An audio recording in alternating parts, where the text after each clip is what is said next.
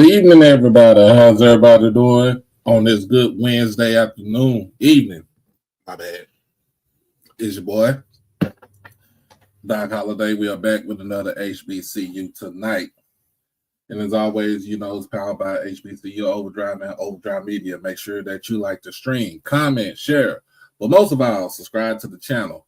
But we need you to like it and comment so it can get into the algorithm in the atmosphere. But we are here again, and we still gonna be on some schedules, and we got some other things that are coming into play too.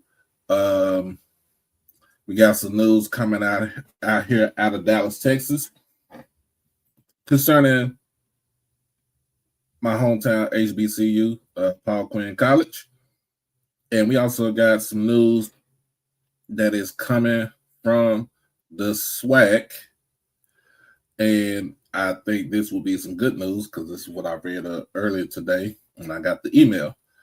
But the main thing we're going to be on here to talk about is the SWAC TV schedule release today.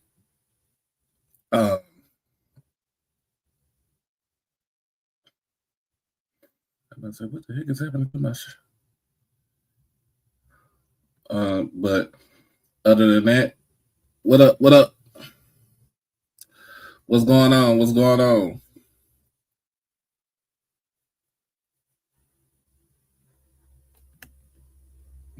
As y'all see, I got got my assistant right here. She up and at it. But other than that, man, we got some things to talk about before we go ahead and get into the meat of the program. But first and foremost, man, before we do all that, let's take this good commercial break. We'll be right back in just a moment. It's your boy Doc Holiday. Become a subscriber on HBCU Overdrive on YouTube, and you can follow me on all social media platforms at HBCU_Overdrive on Twitter and Instagram. You can catch me on TikTok at Holiday1925 and on Facebook under my real name, David E. Smith Douglas. Also, when you become an exclusive family member, you get all the membership perks. You get all the exclusive members only videos, early access to new videos, member shoutouts, and members only live chats. And also you can get birthday shout outs on here and win member when you become a subscriber.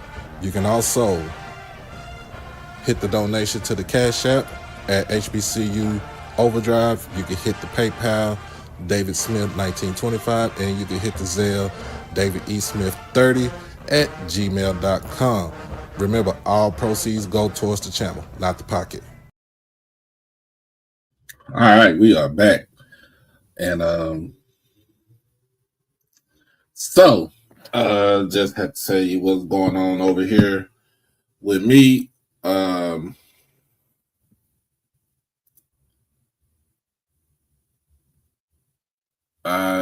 was yesterday I was at work and I had to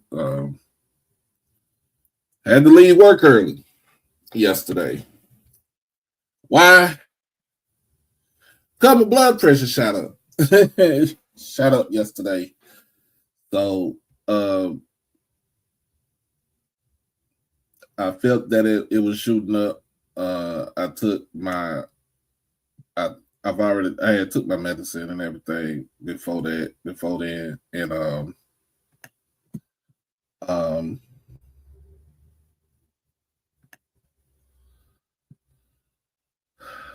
when I went to work, thought everything was gonna be fine.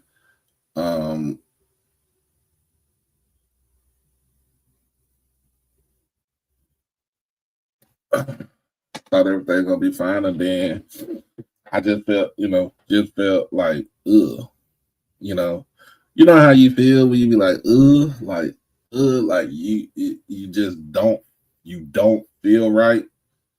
Um, that's what happened to me yesterday.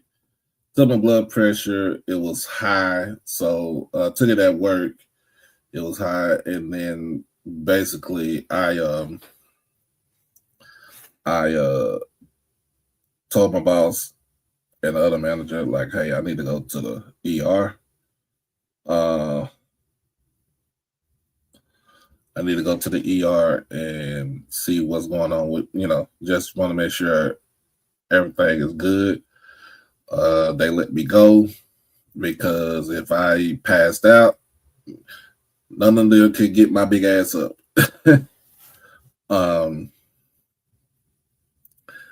But get to the hospital, get to the ER, started going down a little bit, and it just kept going down. I had, took a little small nap while my blood pressure was going down, and of course they gave me some potassium and something else to kind of get the fluid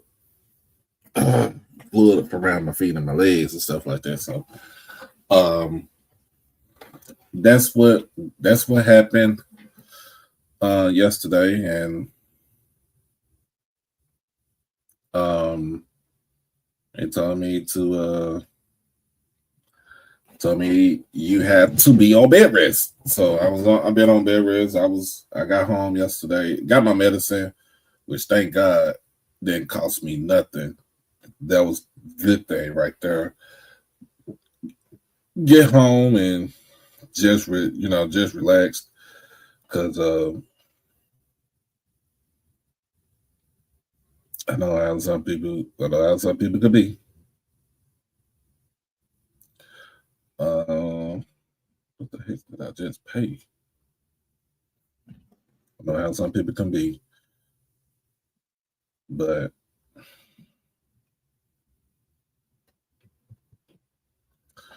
it was just good that I was able just to get, make sure that I was good and everything. That's all I was worried about. I wasn't too much worried about anything else. Just want to make sure that my blood pressure was right, make sure that just got proper treatment, and of course got sent along the way. And so with that going on now, my doctor told me stay at home. So I've been at home since like yesterday afternoon. More likely I should be able to, go back tomorrow. Should be able to go back to work tomorrow without a hitch, and just resume my normal activities. So I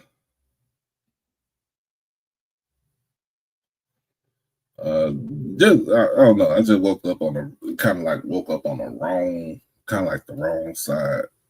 Let me see, Mr. Ford. I'm gonna get this thing out here for Mr. Ford whenever he come on. All right, there you go, Mr. Ford. If you're listening, there go the link right there.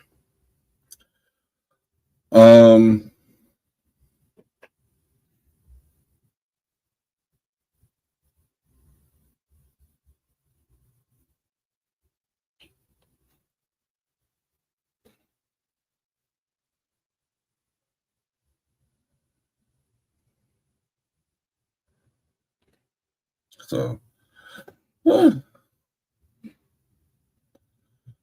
other than that, I'm doing good. I'm making sure that everything is, I'm sleeping well and eating well and everything. But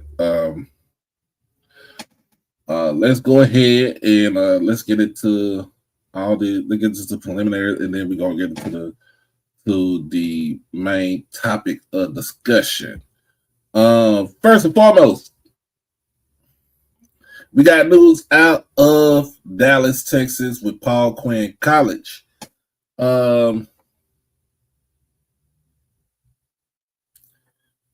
me see. I just had the article up.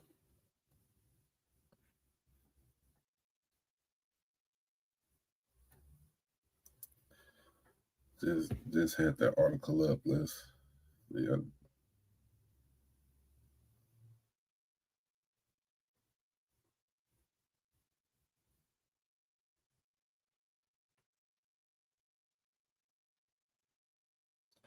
All right.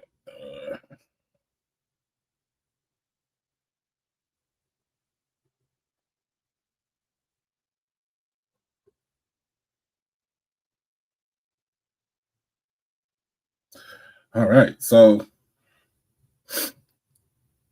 like I said, dudes out of Dallas, Texas.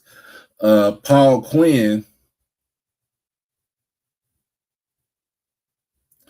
Paul Quinn hires a hiring a new coach, and also um, brought on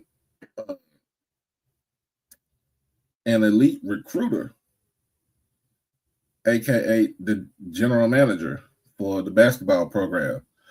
Paul Quinn. Basically, this is Paul Quinn College isn't just talking about innovation; they're putting it together and they're putting it into action again. The Dallas-based HBCU just made a pair of moves that could reshape the future of its men's basketball program. Paul Quinn has tapped Ani Umana as his first ever general manager for basketball and brought in Demario Jackson Sr. as the new head coach. So let's talk about Ani Umana. Umana arrives with a reputation that stretches across the entire basketball landscape. He worked as an ESPN Next national scout. Nate Smith, what up, though?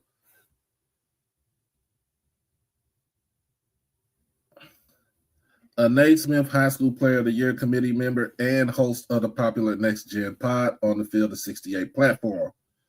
But Umana isn't just plugged in. He's proven he's been on the bench, compiling a 163-71 coaching record, earning SWAC Coach of the Year honors in 2023 and capturing a national championship that same year with Taka. Trying to figure out what.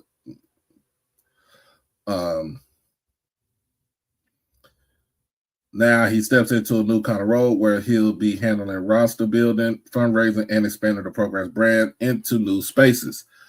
I think that's good, especially when you got somebody who's who know how to eye talent when it comes to players. What's the old saying? Who know what the goods are? In a sense, that's what I would say. But let's go to Demario Jackson Sr. So Demario Jackson Sr. comes from having a dominant run with LSU Alexandria, where he turned the program into a powerhouse. Under his leadership, LSUA stacked conference titles, made consistent NAIA postseason runs, and produced elite talent, including the 2025 NAIA Player of the Year. His trophy case also includes back-to-back Coach of the Year honors in both the Red River Athletic Conference and Louisiana Small College ranks. And for the folks that's living in that lives in Louisiana, he did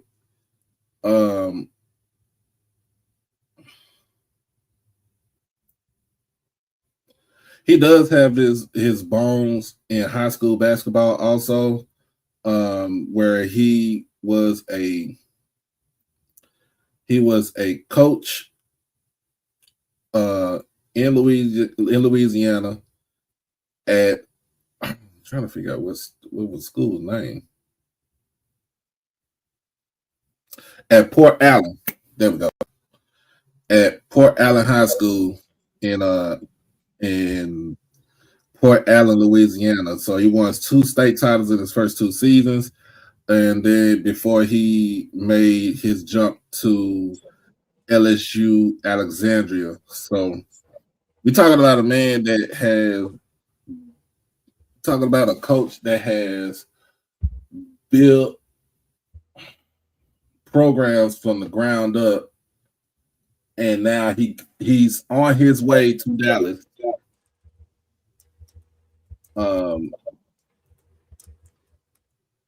He's on his way to Dallas to basically be the head coach at Paul Quinn College. And then, of course, Ani Umana will be the general manager for the basketball program, for the men's basketball program. So I think this is a step. I think this is innovative, and this is a step towards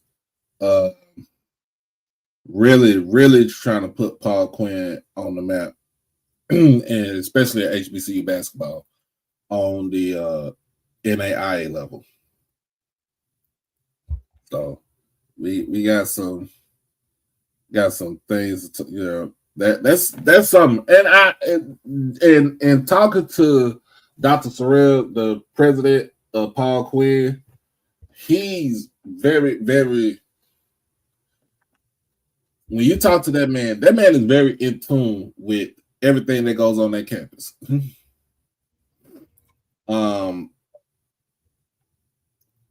If he's not out there trying to get deals, get contracts for his students to do, work study or work for tuition. He's out there talking to the students. He's out there mingling with everybody, and he's really, really in tuned in with the athletic program, especially basketball. He does coach AAU on the side with for his son. So and he also has brought a partnership with Kyrie Irving and with Kyrie's brand with the Anta brand and Kyrie Irving. So I mean, that's their official outfitter on the basketball team, and I'm like, hey, it's something that he's doing right that that I like. But my bad. What's going on, Troy? Nothing much. Trying to break down this news of the day. I think it's good news. I'm gonna withhold judgment right now. Y'all know how I do. I like to make phone calls and get the whole perspective, not just what's been fed to me.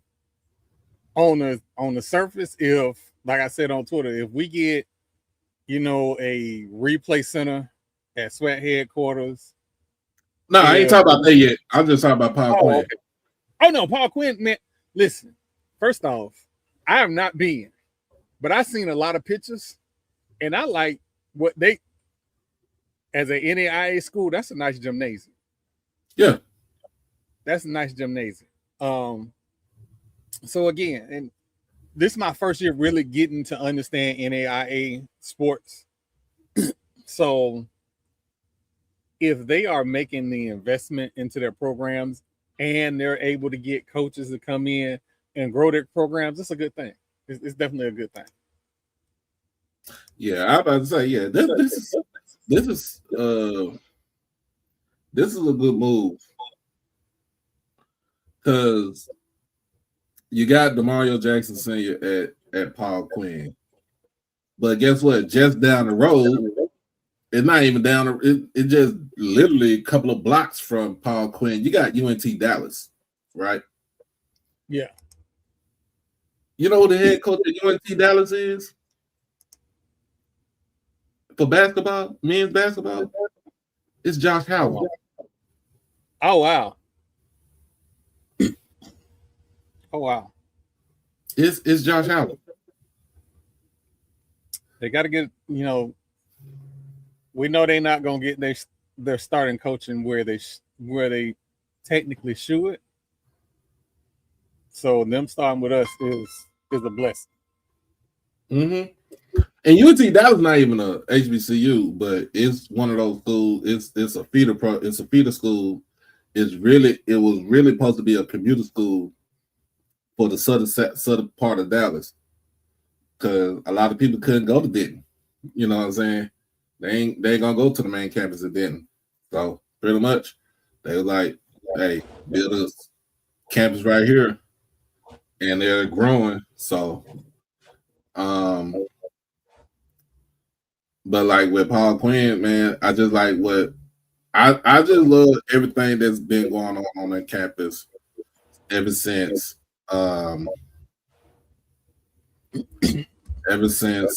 Dr. Sorrell has taken over the leadership at the college.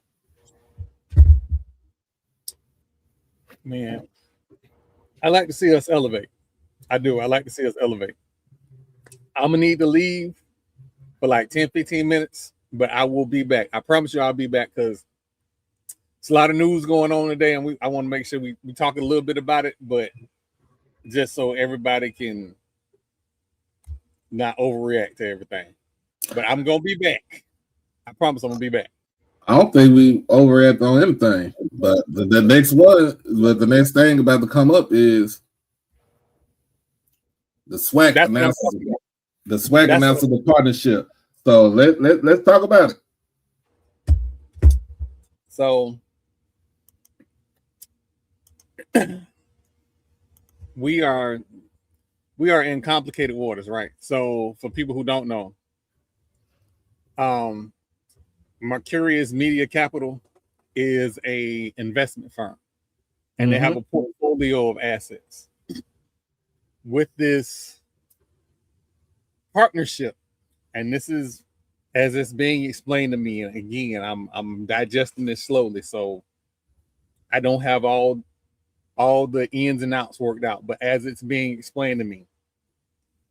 So let's say, for instance, one of their portfolio partners is Sinclair Broadcast, right? I'm just going to use that as an example.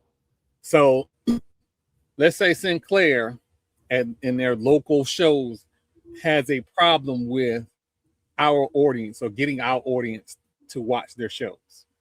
So because of this partnership, they can advertise on SWAC TV for a percentage of their value. So if their shares are worth, like, let's say, $25 a share, and the SWAC get 5% of their shares, right? We give them advertising on SWAC TV. So Good Morning in Topeka, Kansas is now advertising during a UAPB game. That is how it's being explained to me. But again, it's a complicated structure. So I'm going to call the SWAC to make sure I'm not saying this completely wrong, or I'm not understanding this completely wrong. Hey, what's going on, Mr. Ford? Hey, can you hear me? Yeah. Yes, sir. Okay, hey everybody. So if, and again, I'm just throwing Sinclair Broadcasting out there because that's in their portfolio. It might not be Sinclair, but I'm just using that as an example. So if Sinclair takes off and their shares go up $85 a share, and we got 20,000 of those shares, that's a win for the SWAC, right? The downside is if Sinclair goes into the crapper and their shares drop to $10 a share, then we lose money. And the ad buys that we essentially sold for shares now lost money. But again, it's way too early. So here's the thing. This came out on Yahoo Finance, and we talking about Mr. Ford. We talking about the SWAC they announced a partnership with Mercurius Media Capital. So basically, they announced that SWAC TV, the official free streaming platform of the league, has joined Mercurius Media Capital as a strategic limited partner, becoming the latest media platform to enter MMC's Media for Equity Venture Fund. So the SWAC counts over 1 million active alumni, 70,000 current students, and fan base that consistently fills stadiums across 6 states. Its audience is 87% African American, 67%. I'm tripping. Yeah, 67% college educated, and 64% homeowners. It's also a community that mainstream advertising has historically undervalued. Joining MMC gives SWAC TV access to a portfolio of consumer brands looking to build lasting relationships with that audience, while MMC portfolio companies gain a platform with deep roots and general cultural credibility. The partnership combines SWAC TV's live sports reach and cultural authority with MMC's deal flow and media for equity structure. SWAC TV launched on August the 1st, 2025, the result of 3 years of development under Commissioner Dr. Charles McClellan. This came out with Yahoo Finance, HBCU Sports picked it up with Ken Rashad. They picked it up. So I even got the email this morning. I got it this morning. And I was like, oh, can't say nothing until they actually, you know what I'm saying, put it out, try to put it all together. But I think this is a good, I'm going to be honest with you. I think this is a good look for the conference that gives us the flexibility to, like I said, the commercials, the advertising, especially on SWAC TV. Right. But hold on, let's look again. Until we get, I want to talk directly to the SWAC before we jump off a ledge. This, as I understand it, is not upfront money. This isn't upfront money. This is media buys for shares, as I understand it. And as everything that has been put out there by that company, that's what this looks like. Their ventures get ad buys, I'm going to use that term for lack of a better term, get ad buys in exchange for shares and equity in their portfolios. But in a sense, I still think this is a good look, and I think this is a turning point as far as it's innovative. It's definitely innovative, but I don't want to be irresponsible and say it's not without risk. It is not without risk, but it's definitely, for everybody that kept complaining about the SWAC not being innovative, this is innovative. Well, what's the risk? I'm sorry. If let's say, for instance, like I use the Sinclair Broadcasting because that's in their portfolio. Let's say Sinclair Broadcasting stocks go in the tank. So when they did their ad buy was at, let's say, $87 a share. But before we cashed out, the actual share value went down to $10. We now lost money.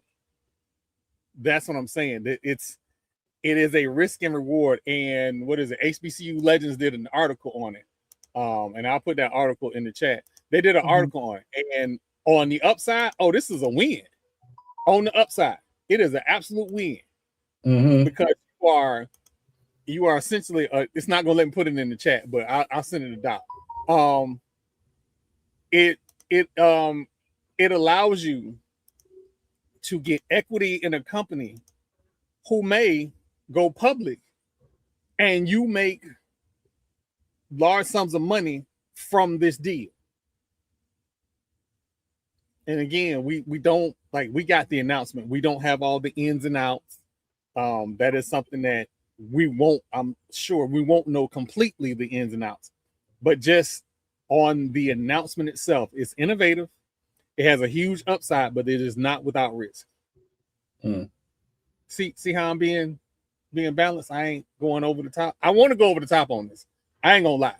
Like I want to be like, oh, this is out the park, but I also got to be responsible and know that it is some risk.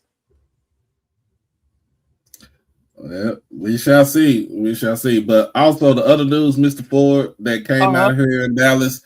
Paul Quinn hired a new basketball coach. He came from LSU Alexandria, Demario Jackson Sr., and then they hired a general manager for basketball, Ani Umana, who worked with ESPN, and he also was a basketball coach. Had an impeccable record. I forgot where he coached at, but they didn't really say where he coached at. But this is very innovative for Paul Quinn, because this gives this is something that I don't think a lot of NAIA schools have. Okay. So they don't have a general manager that's all about constructing a basketball roster. Right. So I think this is a good look. This is a good deal. On top of that, we got to remember, Paul, for next year for the conference basketball championship, Paul Quinn is going to be the host school next year. Okay, for what conference? The HBCU Athletic Conference. Oh yeah. That's is that Xavier and no, that's Tougaloo and Tougaloo, okay. Yeah. Right. Okay. Yeah, they also added Paul Quinn. They just added Jarvis a couple of months ago. So I think this is a good deal, a good look. And it's basically Paul Quinn is moving in the right direction. Okay. All right. So now let's go ahead and get into this, right? We talked about the SWAC football schedule. So SWAC TV releases its schedule for SWAC TV, and I have to say, they'll have 4 games on that day, and they all against not NA, but the SWAC. I think this is the SWAC weekend. So you got Grambling hosting Clark Atlanta. FAMU is taking on Albany State. Thank you for your Coach Classic. You got Pine Bluff taking on Morehouse. Okay. And you have Alcorn taking on Miles, because that was the game that they just added I think that's the game they just added last month. On September the 5th, you got Alabama A&M taking on Miles. You got Alabama State taking on Virginia Lynchburg, which this is the last time everybody gonna take on them. And you got Grambling taking on Central State. Right. And Southern is hosting Kentucky State. Okay. That is September the 5th. September the 12th, you got Alabama A&M and Tennessee State, which I think that should be a good one. That should be a good game. Yeah, that should be a good. Yeah, we're gonna listen, we're gonna know a lot about both of those programs. You got Valley taking on Lincoln, California. So, like I said, this is the last time they'll ever play that school again. Bethune-Cookman is taking on Stetson. Okay, yeah. And that's at Bethune, or that at Stetson? That's at Bethune. Okay. And then September the 19th. September the 19th, you got Prairie View hosting Stephen F. Austin. You got Alabama A&M hosting Bowie State. Jackson State is taking on Tuskegee. I'm gonna say Alabama State, but Valley is taking on Delta State, and that is at Valley. So,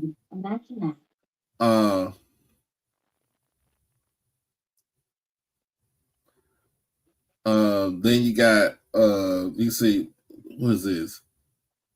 Okay, Southern taking on, was that Louisiana Christian? I think that's it. Okay. Bethune-Cookman taking on VUL, and Pine Bluff taking on Central State. That's on the 19th. You got Alcorn at Texas. You got Alcorn taking on Texas Southern. Texas Southern's going to be on the road. And then Alabama A&M at FAMU.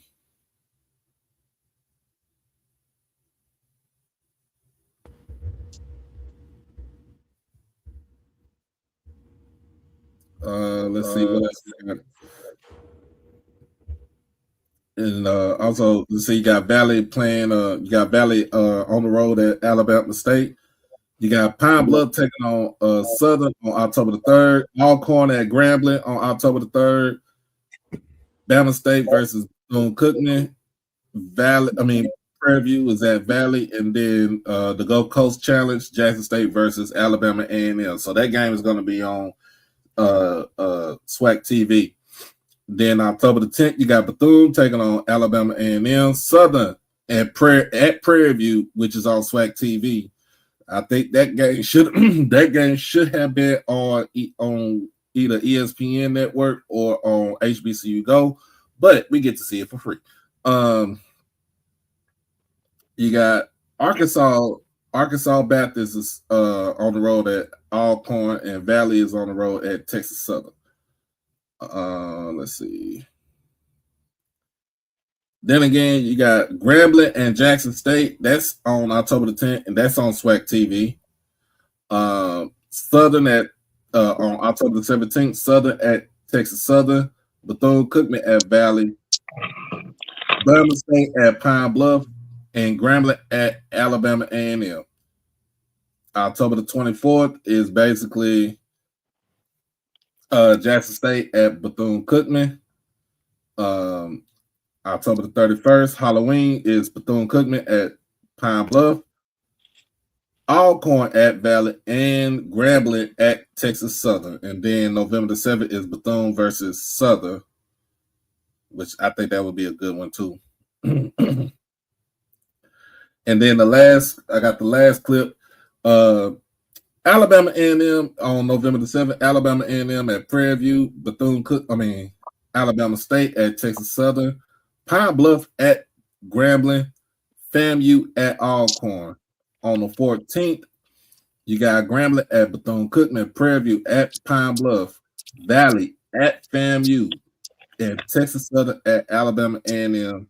And then on the 21st, you got A&M taking on Valley. And then on Thanksgiving Day, you got the Turkey Day Classic, which is Tuskegee and Alabama State. So that is the rundown. You remember there was some concern about Arkansas Pine Bluff being, I think, didn't I see that Arkansas Pine Bluff is going to play Tennessee State? Who are they playing? Who are they playing in the Southern Heritage Classic? Pine Bluff is playing Alcorn. Okay, that's televised. Is that HBCU? Yeah, that's HBCU Go. Okay, so what about the Pine Bluff FAMU game, which is FAMU homecoming? Who's doing that game? That is, I believe, HBCU Go. Yeah, that's right. HBCU Go. And so the SWAC is picking up a lot of Pine Bluff games, right? Right. They're picking up Pine Bluff and Valley games. Right. So I remember, they were saying that they thought it was some disrespect to Pine Bluff, right? By, was it ESPN? Yeah. Huh? Yeah, I was saying that. Right. So I'm saying that they are going to be televised. They will get a chance to be on the tube. Yeah, just not on the ESPN networks. I think that's what right. Was, yeah, he was upset about, like, exclusivity is listening to your conversation about the SWAC TV and that new sponsorship. I don't know how it's going to turn out. but I definitely hope it turns out for the best. I hope this is a good thing. I hope so too, because that's extra money coming in right there. Yeah, that's what I'm saying. And we can't. One thing we can't say about the SWAC office and Dr. McClellan and them, they're not sitting on their laurels. It's obvious that they are doing their work. They're doing their homework. They on the grind. They're doing their due diligence now. We got to give them credit. Yeah, absolutely. Like I said, it is like nobody can say they're not being innovative. Right, right. This is out there. Ain't nobody else doing this.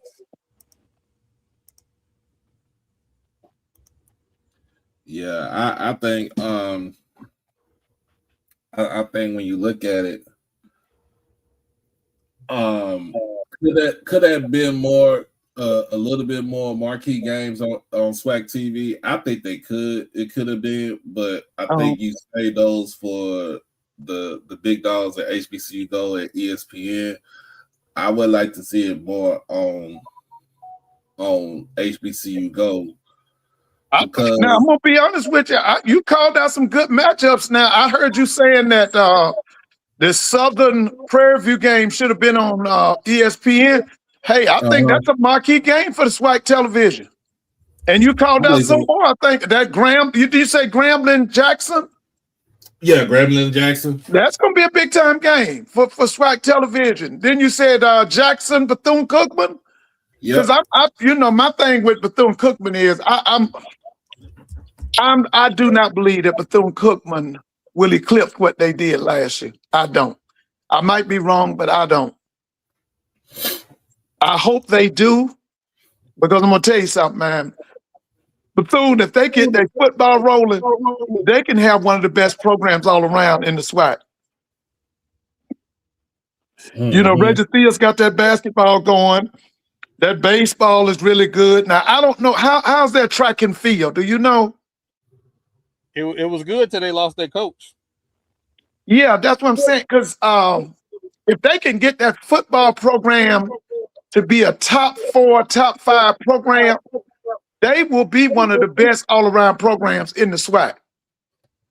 Because they after football season, they very competitive. Well, you're not lying though, Mr. Ford. You do got some good games on. Oh yeah, you called out some good matchups. You really did. I can't remember all of them, but you called out some good matchups. Now, I got to see that Grambling Jackson State game. I want to see that, and of course, I want to see what FAMU's going to do on their homecoming, because the people up here in Atlanta saying FAMU has 2 homecomings. They got Pine Bluff coming in 1 week, that's a homecoming. And then they saying the sentimental homecoming is Southern's coming. So they saying, fam, you're going to have 2 homecomings. And both of them are televised, right? Yeah.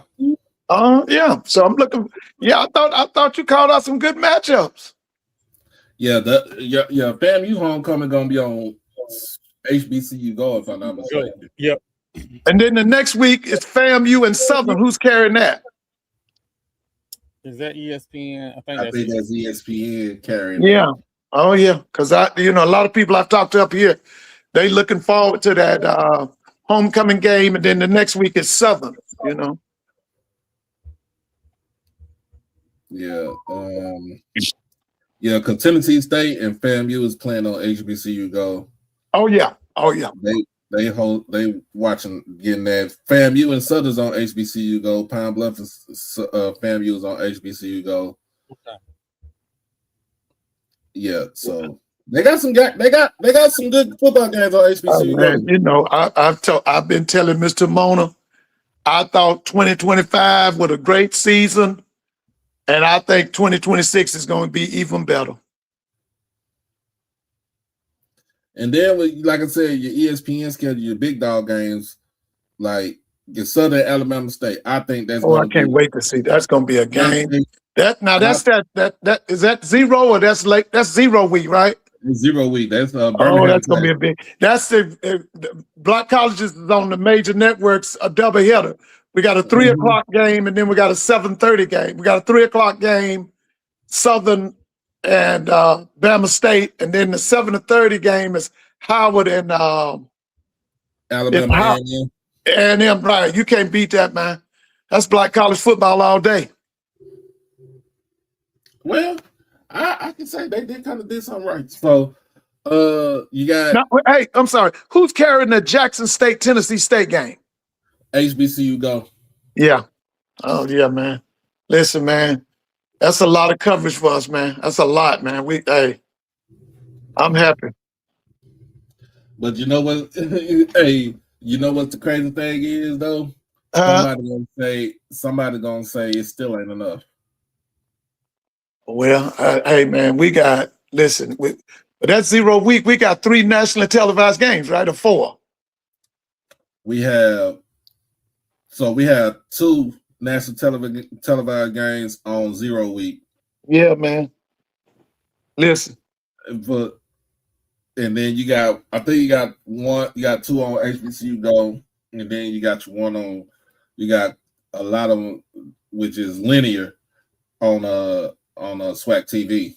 Listen, man, Lord willing, I'm gonna watch Southern and Bama State for about 2-3 quarters. Then I got to get down to Georgia State so I can scout this Alabama A&M Howard game. You know, I got to see what both of them. I want to see what them programs look like. And then you got Labor Day weekend. You got the Labor Day Classic. And who is that? Who's the Labor Day Classic for me? Is that Clark and Morehouse? Nah, that's Texas Southern and I'll watch that. I'll definitely watch that Texas Southern game. Now, did you say something about Clark moved that game, or was that you telling me that? Did you tell me that Clark and Morehouse moved that game? Yes, they moved that game to Labor Day weekend. Okay, is that a Saturday or Sunday? It would be on a Saturday. Well, I gotta try to make that. I gotta try to make that, man. And I gotta try to make you now. Is that gonna be at Morehouse? Do you know their venue? Is that Morehouse? Mr. Lawrence told us last time it's gonna be at Morehouse. Okay, yeah, I gotta try to make that, man. I gotta try to make that game. See where we at? Because we got the old coach from Bethune-Cookman, Terry Sims, isn't it? Terry Sims.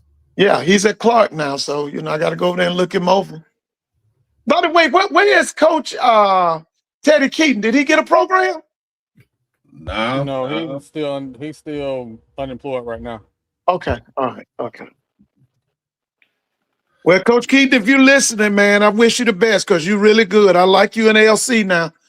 I like y'all, man. Don't worry about Clark because we don't have a commitment. We don't do nothing right. Don't worry about. Thank you for them 8 or 9 wins you brought us. You know, we hadn't won 8 or 9 games in 40-something years. And then the next year they fire him. Can you believe that? Can you believe that? Yeah, that's crazy though, man. Crazy, man. It's horrible, man. I could not believe it. I couldn't either. I couldn't believe it, man. Now you talking about, how y'all like to say petty? That's petty right there. That is petty. That's petty. Oh, here go Lionel. Lionel. Wait a minute. Prairie View Lionel? Yeah, Lionel. Yeah, I ain't heard from Lionel in a while. Oh, yeah, because their first game is on national TV on ESPN2, if I'm not mistaken, against Tarleton State. But yeah, I got to watch that now, Doc. I got to see that.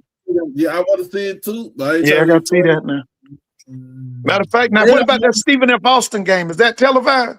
That's on SWAC TV. Yeah, I got to see that now. Well, wait a minute. Is Lionel on here? He in the chat. You in the chat. Tell him to come on up. Listen. I had got to be a follower of Lionel one while. You know, Mr. Mona had left us.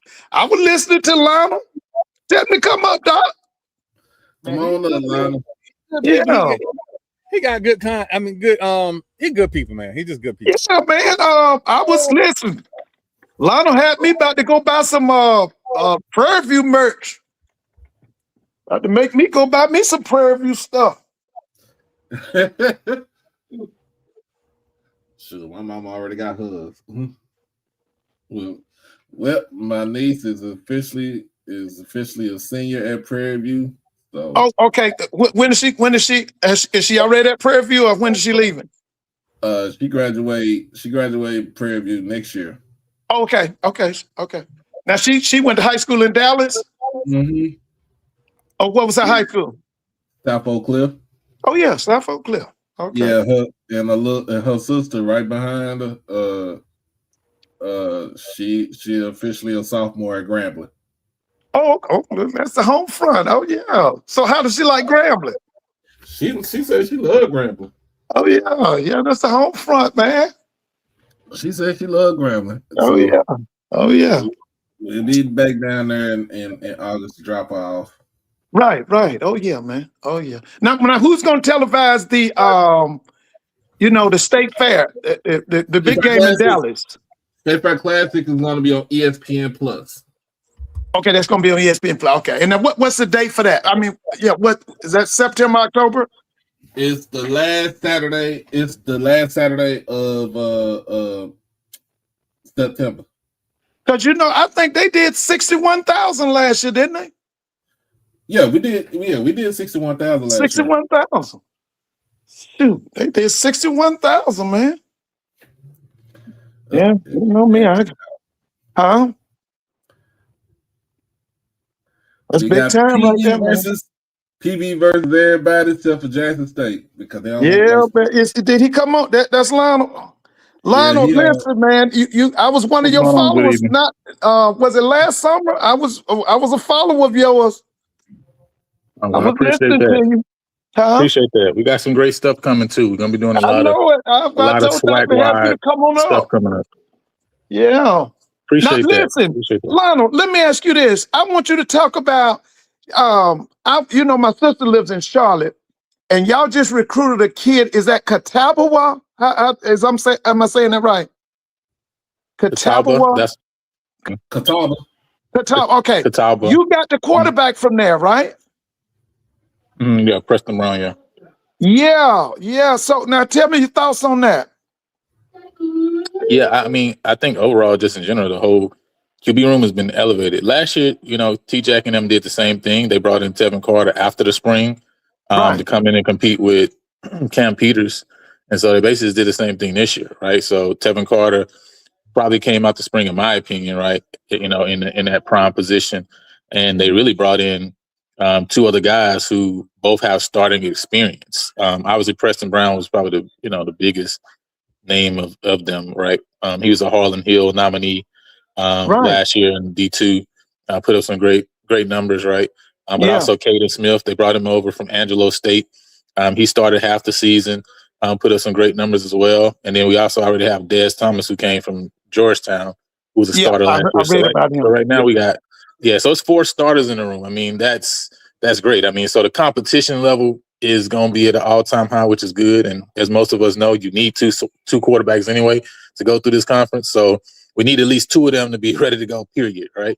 Now, Lionel, let me ask you this. Now, with the kid from Catawba and the kid Carter, how many years of eligibility are we talking about? I think both of them only have 1 year left. So they both. Okay, so they got 1 year left? Yeah, they both grad students. Okay. So all right. Okay. Yeah. So we got first game is against Tulsa State in Stephenville. That's what time the game right there, Lionel? What, 3:00 or no? 8 p.m. It's 8 p.m. 8 p.m. prime time game, man. It's a great slot. Okay. So you got prime time in Stephenville. I know it ain't that much to do out there, but you know what I'm saying, to go watch a football game. Hey, listen, that environment and that crowd though is crazy. We've been putting plans together, you know what I'm saying, in the background to make sure we have a good contingency there for that game. Single game tickets is probably going to drop like mid-July. That's what they did last year. So we putting a plan together to be there, man, and show up for PB Nation. But listen, them boys don't play. All right, you know what I'm saying? They don't. I watched them. I watched them. They was 2 games away from going to the national championship game. Oh yeah, they're gonna have a solid team. That's why I'm like, listen, we had to recruit 4 quarterbacks because listen, they brought in 3 guys to the quarterback room, and all of their quarterbacks is like, bro, all these quarterbacks will come start. Like, it just is what it is. So that's the type of competition they got over there. If we're trying to match that energy, you know, we got to have similar things going on in our rooms too. Because if we're really trying to compete with those type of programs, then we gotta recruit like those programs recruit, right? So, Lionel, I have yeah. 2 questions for you. Mm-hmm. The first one, is it official? The Prairie View schedule, is that the most difficult schedule in HBCU football? That's my first question. Oh, Second well, question. I don't know. Oh, go ahead. The second question is, what is it that Prairie View has to do to be able to host that SWAC championship game? Is it the most difficult schedule HBCU football? Well, I think the MEAC does a great. I mean, obviously they only have 5, conference games. We understand that. But that gives them an opportunity to go out and schedule games against a lot of opponents that have really good teams and really good programs. So if you say HBCU football, I would want to look at maybe NCCU schedule again, maybe South Carolina State, and see who's on their schedule. I know Delaware State's kind of has a couple games against some lower tier programs, and Morgan State, but I want to look at those 2 programs first because they always schedule really well. But I do think it's definitely one, if it's not the best, it's one of the best for sure, because we got 2 top 25 programs on that schedule. You got East Texas A&M on that schedule that I think will be better this year too as well, and then obviously Baylor outside. So yeah, I think it's a really tough schedule, man, and we're going to continue to do that. You know, we have some other games we already scheduled for the future that against some other FCS programs that going to be interesting to see when they drop. So, we're going to continue to do that. What do we have to do? We got to stick to the course, man. We got to forget everything that happened last year, because I like how T-Jack puts it, man. This team ain't done nothing because they ain't done nothing. You know what I'm saying? This is a completely new year, right? And so they got to put all that behind them, man, and just move forward. If we can continue to stay disciplined, right? The good thing is we brought back the offensive line from last year.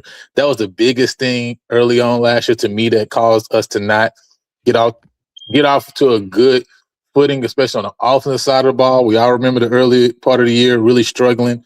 We was always talking about 21 points. You know what I'm saying? 21 points, right?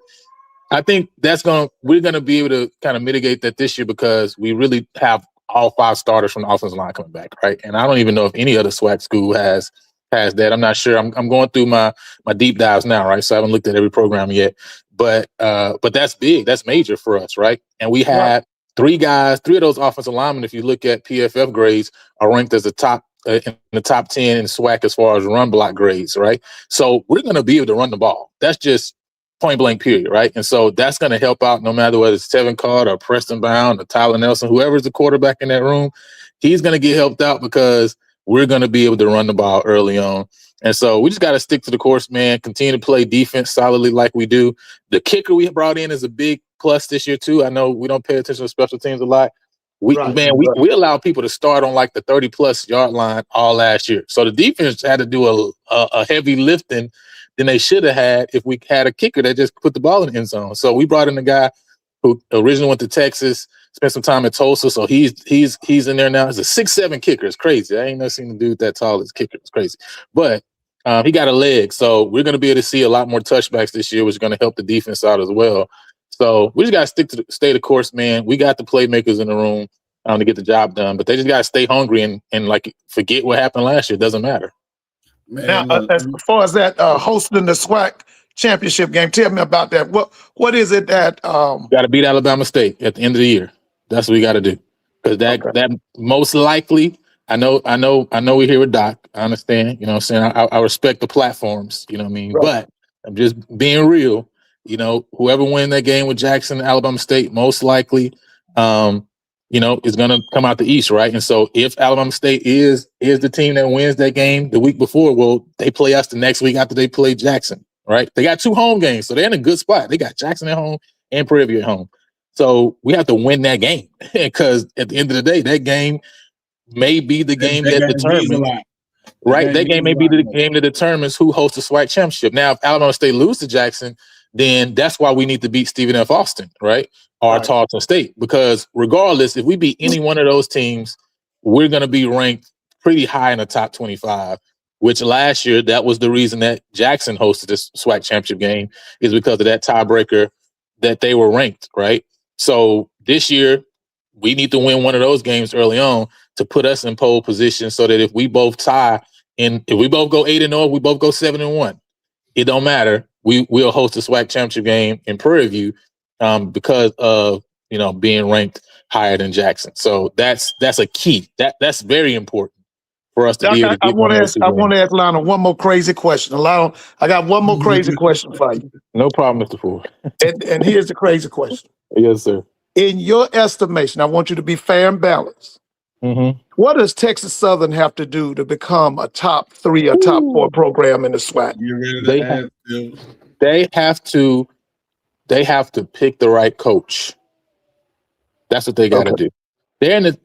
There's no listen now. Facility wise, obviously they're not where Prairie View is. It's just the reality situation, and there's no shot, right? I'm very much behind Texas Southern getting their own stadium, right? Even though we joke about it and stuff like that, they need their own stadium. It's disrespectful for what the Dynamo, you know what I mean? Like, bruh, we put in money, we signed a contract. They should be able to. Just get ready to ask you. I was about to ask you because I know we on Facebook. Y'all been going back and forth with Texas Southern about the stadium situation. So what is the thing between the Dynamo and Texas Southern? Because I remember when they first built that stadium, they signed as a partnership. It was a partnership for the Dynamo gonna be there, and then Texas Southern's gonna be there in the fall because you're not playing soccer. You're not playing soccer in November, really, in a sense. I mean, if you get that far, because that's MLS playoffs and everything. But what was the deal? Like what is Texas Southern gonna have to do? Because I know they can't do anything to Durley. Durley is you basically. If Texas Southern want to have a football stadium on their campus, like you said, it has to be. It got to be NCAA certified. He dropped off. Let me get. Lionel, I'm gonna get it back up. But you had to be NCAA certified. You have to be. It has to be NCAA certified. Like the dimensions and everything has to be certified. Because everybody said like Texas Southern is landlocked. You can't build too much anything on Texas Southern's land. Yes, you can. You just got to go around and look to where you feel is a viable spot you can put a stadium at. Because if it was me, I wouldn't be wondering now like where the Cougars play at, even though they're across the street from you. Or going all the way over to north side or to Aldine on the north side to play a game. Or I mean, what's the deal? What is the deal with them putting them out like that? I don't know everything, right? I'm not a Texas Southern person, so say it again. So Texas Southern is not going to play at that soccer field.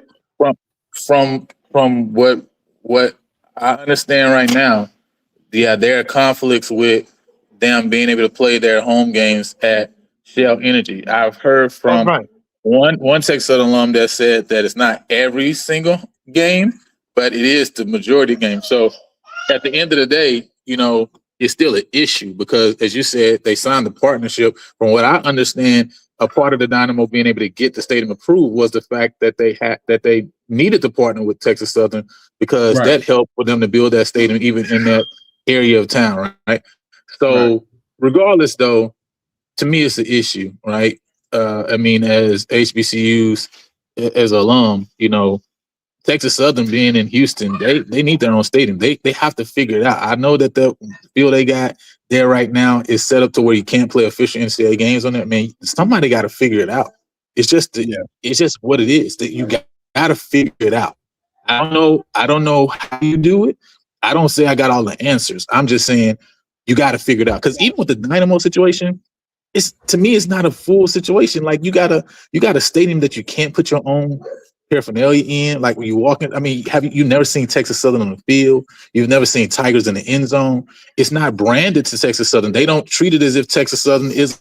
They treat it as like, oh well, it's a Texas Southern home game. Now we're gonna make it feel like it's a Texas Southern home game. You got to realize we're 7-0 in that stadium because it's really like a neutral site game.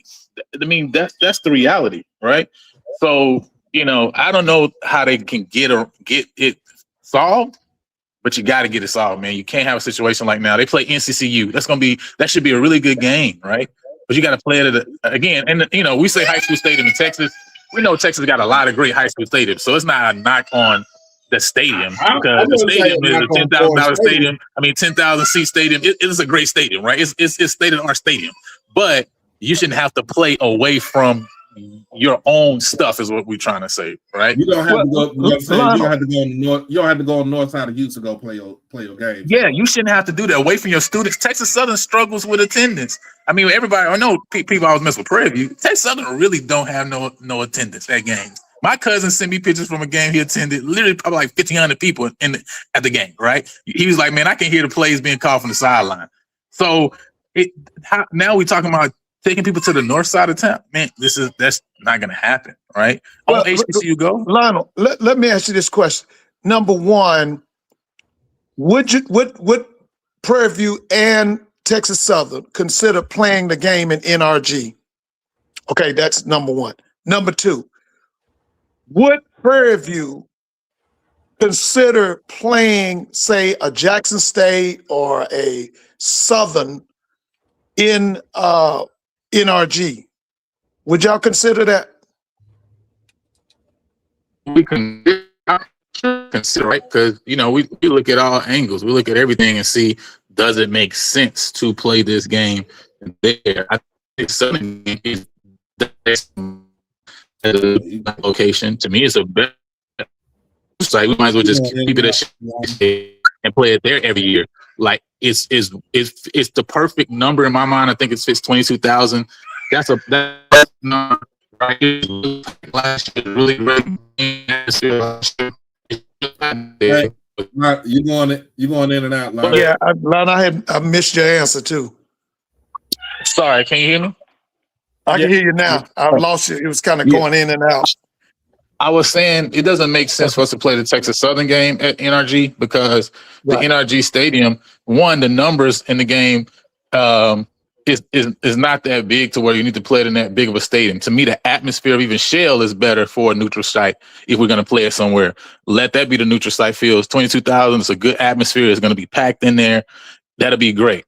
But I also like it home and home, right? I like this home and home to where we have an opportunity to control the game every other year. Texas Southern, we still can play at Shell Energy every other year. And Southern, I mean, it don't make sense to play Southern at NRG. I mean, that's a great home game. It's a team that typically is going to be a team that has an opportunity to win the S. Why do I want to take that game away from my home site to play it at NRG? Like, what is the benefit going to be to take it there? So, I would rather play that game at home on campus and use try to have an atmosphere there that gives us a better chance of winning that game so we can win the West and play for the conference title, right? Getting back to what you said about, Texas Southern not having branding on their stadiums, that hurts a brand new partnership that we just signed today. Like, that's not going to be a good situation to where we're trying to sell ads and we have a member institution that does not have their branding on the stadium. Because what are you selling? We are selling brands. Yeah, I agree. I definitely agree. But again, it's hard because as it stands right now, they just don't have the ability to do those things. But to me, that hurts you. I don't know all the language of the contract and what it stated when they first signed it, but that should have been a part of it. Like, it needs to look like my home game when it's my home game, right? Mm-hmm. I never understood that. So again, to me, that's why they're not gonna have. Like I say, we're 7-0 there. I don't think we're 7-0 there simply because every time we played there, we've been a better team per se. But if it's a neutral site game, it's a neutral site game. It's not a home game at the end of the day. So you lose that advantage, you know, when it should be an advantage to you, you know, at your place. But to me, man, so that's a part of it, right? They got to get the infrastructure right. And then the coach. End of the day, you get the right coach, man, in that situation. I think Texas Southern can still win. They're in a great location. They're in Houston. I mean, we're in the same area. Like, that's just the reality of the situation. We're all in Houston. We're in Texas. They have reached to get the same place that we can get to. So they can become a good program and a solid program that's consistently good, which just makes everything better from the conference overall. It makes the Labor Day even more valuable. If that game is always a contested game, it just makes everything good. I want them to be so good enough as they can be that they still don't beat Prairie View, but then they still keep finishing second in the West. That's how good they need to be. Okay, you know what I mean? That's how I feel about that school in Daytona. Well, I'll put it like this. I think Texas Southern can actually get. Maybe that should be the next subject for the show on Friday. I think Texas Southern can look at certain places, especially in Houston, because last season they played at Houston Christian. SaberCat Stadium. There's a rugby stadium down 288 that people have brought up before. That probably would be a great option too, as well. And you may be able to get a way better situation and deal than you have with the Dynamo right now at SaberCat Stadium. I don't know how many people SaberCat Stadium fits. It's definitely less than the Dynamo Stadium. But again, you can create a partnership that makes sense for you to where we can make this our own when we're playing here, right? We can have our signage. We can have our logos. It's not far from campus, right?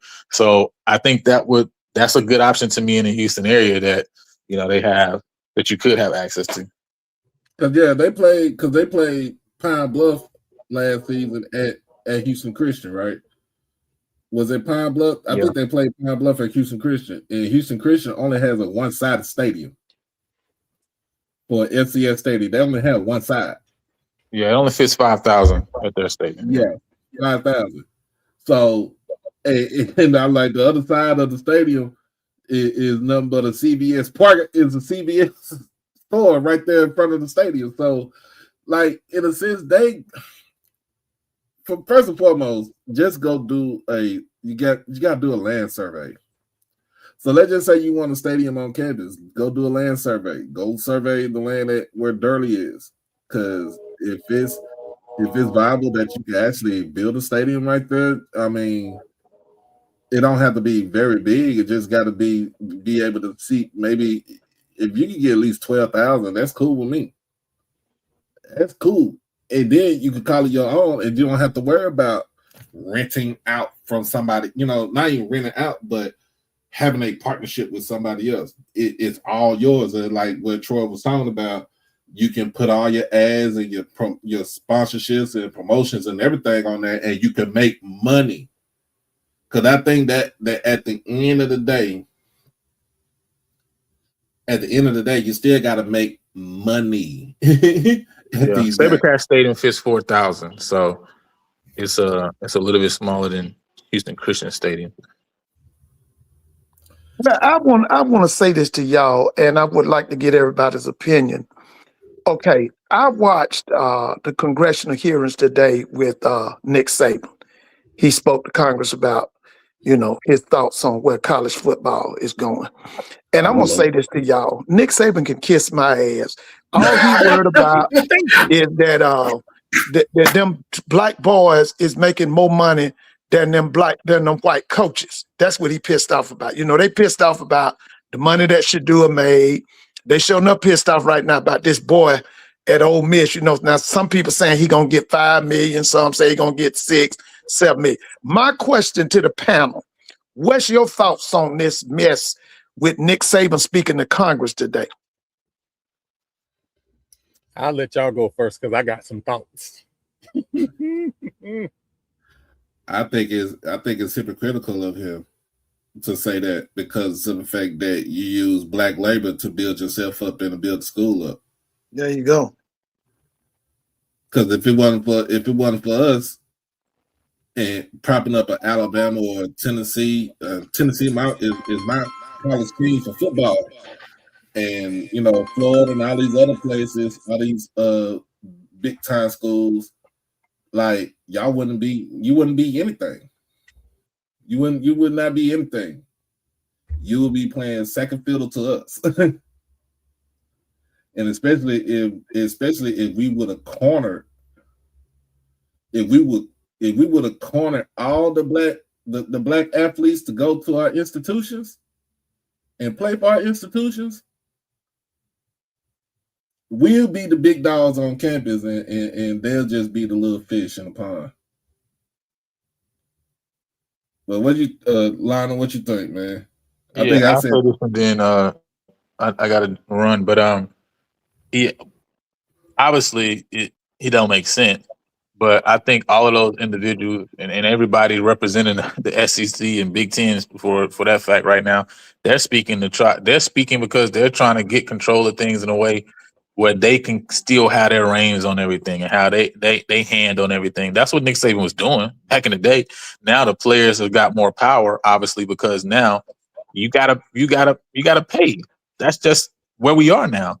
So, he's speaking from that old Southern perspective of wanting to control everything, wanting to keep everything in his hands and have the reins over the players, and for them not to have the ability to move around. And he has to be reminded that a part of the reason why we're here is because of how the coaches and the administration of many of these schools handle things for so long. That's the reality.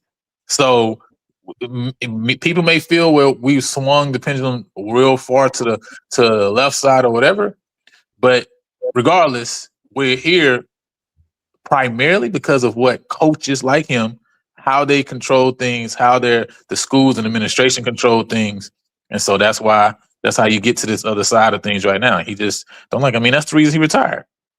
So it is what it is. You know what I mean? Doc, can you hear me? Yeah, you back, Mr. Ford. I can hear you. Okay. But I think what you said, Lionel, is right. I know you said you have to roll up out of here because I hear the baby in the background. Yeah, man, I appreciate y'all. Y'all have a good Lionel, rest of y'all evening. When are you coming back in that, Lionel? I used to get you kind of regular on my phone, so when I can look forward to hearing you again.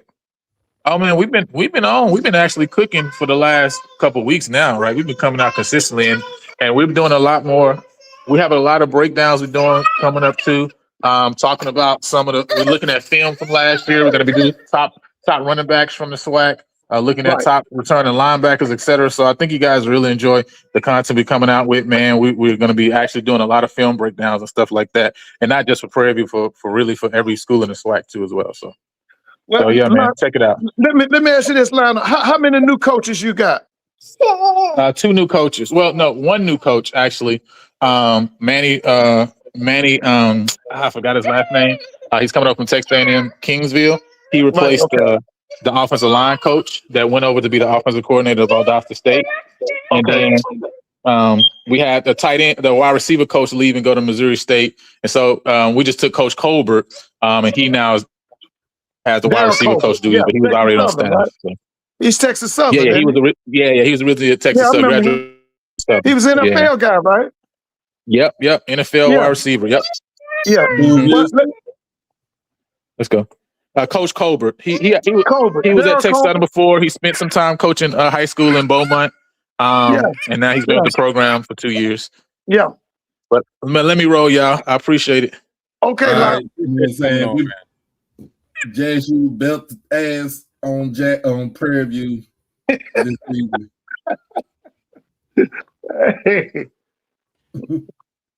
Y'all want to hear the truth? Go ahead. Let's talk the truth. The truth is that they have, and by they I mean institutions in your power conferences have been so bad for so long that Brett Kavanaugh, conservative judge, Trump appointee, said this is out of control. In no other industry would we allow this. And then the thing that pisses me off is that we know our young black boys have been used as stereotypes for the NIL era.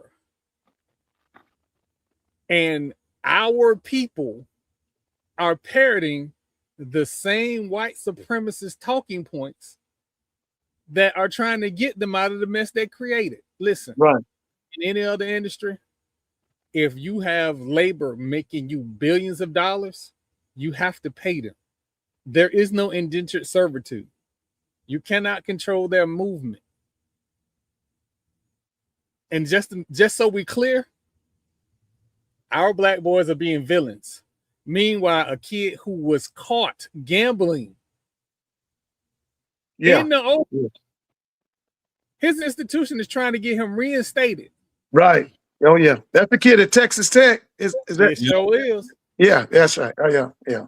So we need to be honest about it, even from HBCU's perspective. No, we don't have the money that the Power Five has, but we're paying into the house settlement. So we understand that there is reason for this. Well, let me ask both of you a question. Let me ask, is it time for those athletes to be employees and to be able to have a collective bargaining agreement? And is it time for these athletes at these colleges and universities to form a union? Yeah, what y'all think about that? I don't know about having a collective bargaining agreement. I think who the last one to try to start a union, that was the football player. Northwestern, yeah. And they shot it down. Yeah, they did. It could come into a play. But I'm gonna say this though. Most of these folks are upset for the fact that you got young black kids that is getting their hands on a lot of money and knowing that they could change their lives and they could change their family lives while they're in college. Family don't have to do nothing. You know what I'm saying? And they don't like it because it's a start for them. It's a start for that athlete to have generational wealth. Right. What are you gonna do with that wealth? Are you going to go out there and splurge and spend on it, or are you going to take some, help out your people, and put some and put it back and to do an investment? Like, in a sense, that's really, I think we gotta have some sort of financial literacy in college sports. It's just in college period. In college period, like you got kids that back in the day, they didn't even know how to balance a checkbook. Right. And I know checkbooks are obsolete now because don't nobody really write checks like that anymore. Now y'all digital now. Y'all got cards. Because I used to write checks, Doc. Yeah, I know. I used to write checks. But when you think about it, balancing a checkbook or just balancing your checking accounts. If you ain't got a checkbook, you can still balance your checking account because you can know what you bringing in and what you're spending. But it's all about the fact that they are one step closer creating some sort of wealth and getting themselves and their family out of a situation, and that these coaches can't control it. You know what? Y'all, we and I'm gonna speak on my institution. I ain't gonna speak on no other institution, even though I can point to LSU in this situation. This also eliminated corruption. And let me explain to you what I mean. Let's say a father has a 5-star athlete that works at a construction company, and that construction company gets a deal to put in a new fountain at good old boy U. Now, if that athlete goes to good old boy U, who gets another contract with the state university? When you don't have these constraints, that construction company don't get a no bid contract because they don't have to go through you. It was money being thrown around all of the Southeast in the name of university improvement. Mm-hmm. And all of a sudden, and I can speak on my university because the current president when NIL and everything else came about, oh, them contracts went away quietly. Nobody don't even talk about them companies no more. Every time I go to Tallahassee, I don't see them banners no more. So NIL cleaned up a lot without actually ever doing nothing. And that dude on the sideline at LSU with the bag of money, he gone too, ain't he? Yeah. Oh yeah. So it's a lot of people that's upset, and they're upset for multiple reasons. And corruption is one of those reasons. So, I mean, if you want to go, if you really want to go talk about trying to regulate college sports, shoot, you might as well go back to the days the SMU and getting a $500 handshake from Bagman. Man, you can't control these kids by giving their mamas a job in the financial aid office no more. You can't do that no more. So everybody's scared. The SEC got scared because the Big Ten got venture capital money. They don't have old car dealership money. Right. They got media, like Michigan got Barstool Sports. They are printing money. So a lot of this is that. And the only reason Nick Saban is taking his happy behind the Capitol Hill is because he knew what was going to happen. And he got out of Dodge fast. A lot of people knew what was going to happen. No, but I'm going to tell you though, Troy, I've been saying this. This was said 40 years ago, 42 years ago, by one late, great Eddie G. Robinson. Yeah. Because he said it. He said it at a House committee meeting that if you don't regulate what these networks and what colleges are doing right now, you see what you got. You pretty much got the Wild Wild West. Because everybody's trying to go to first of all, everybody's trying to go somewhere to be financially backed. Right? Yeah. The second of all, they don't want to, these folks want to be seen. You ain't got to be heard, but they want to be seen. Like when you think about it, the North Dakota State Bison decided they're just going to take their football program to the Mountain West Conference. But we're just going to leave everything else. You know what I'm saying? Like basketball, we're going to leave it in the Horizon. And all of our other sports, we're going to leave it in the other conference where we was at. We just taking our football program up to the FBS level. That's it, and that's all. They knew what was coming down the pipeline. They know they can make some money, you know, in the Mountain West. They have a pedigree. You look at school like in the SEC, look at school like Vanderbilt. You know, we all give Vanderbilt grief as being an academic, you know what I'm saying, one of the premier academic institutions of the South, which is pretty much almost like an Ivy League school. But they knew what was up. They had to be competitive so they could be seen. And what we saw in the last 3 years with Vanderbilt has, you know, as far as with football goes, is they doing what they do. We already know they are good at basketball. We already know they are great in baseball. Well, now, Doc, it was one thing he said today, which I totally agree with him. Mm-hmm. And he said that Southern Cal playing Rutgers is stupid. And it is. That don't make no sense. Why would Southern Cal be playing Rutgers? That's one side of the country and the other side of the country. Because I agree with him on that. The Pac-12 screwed the pooch.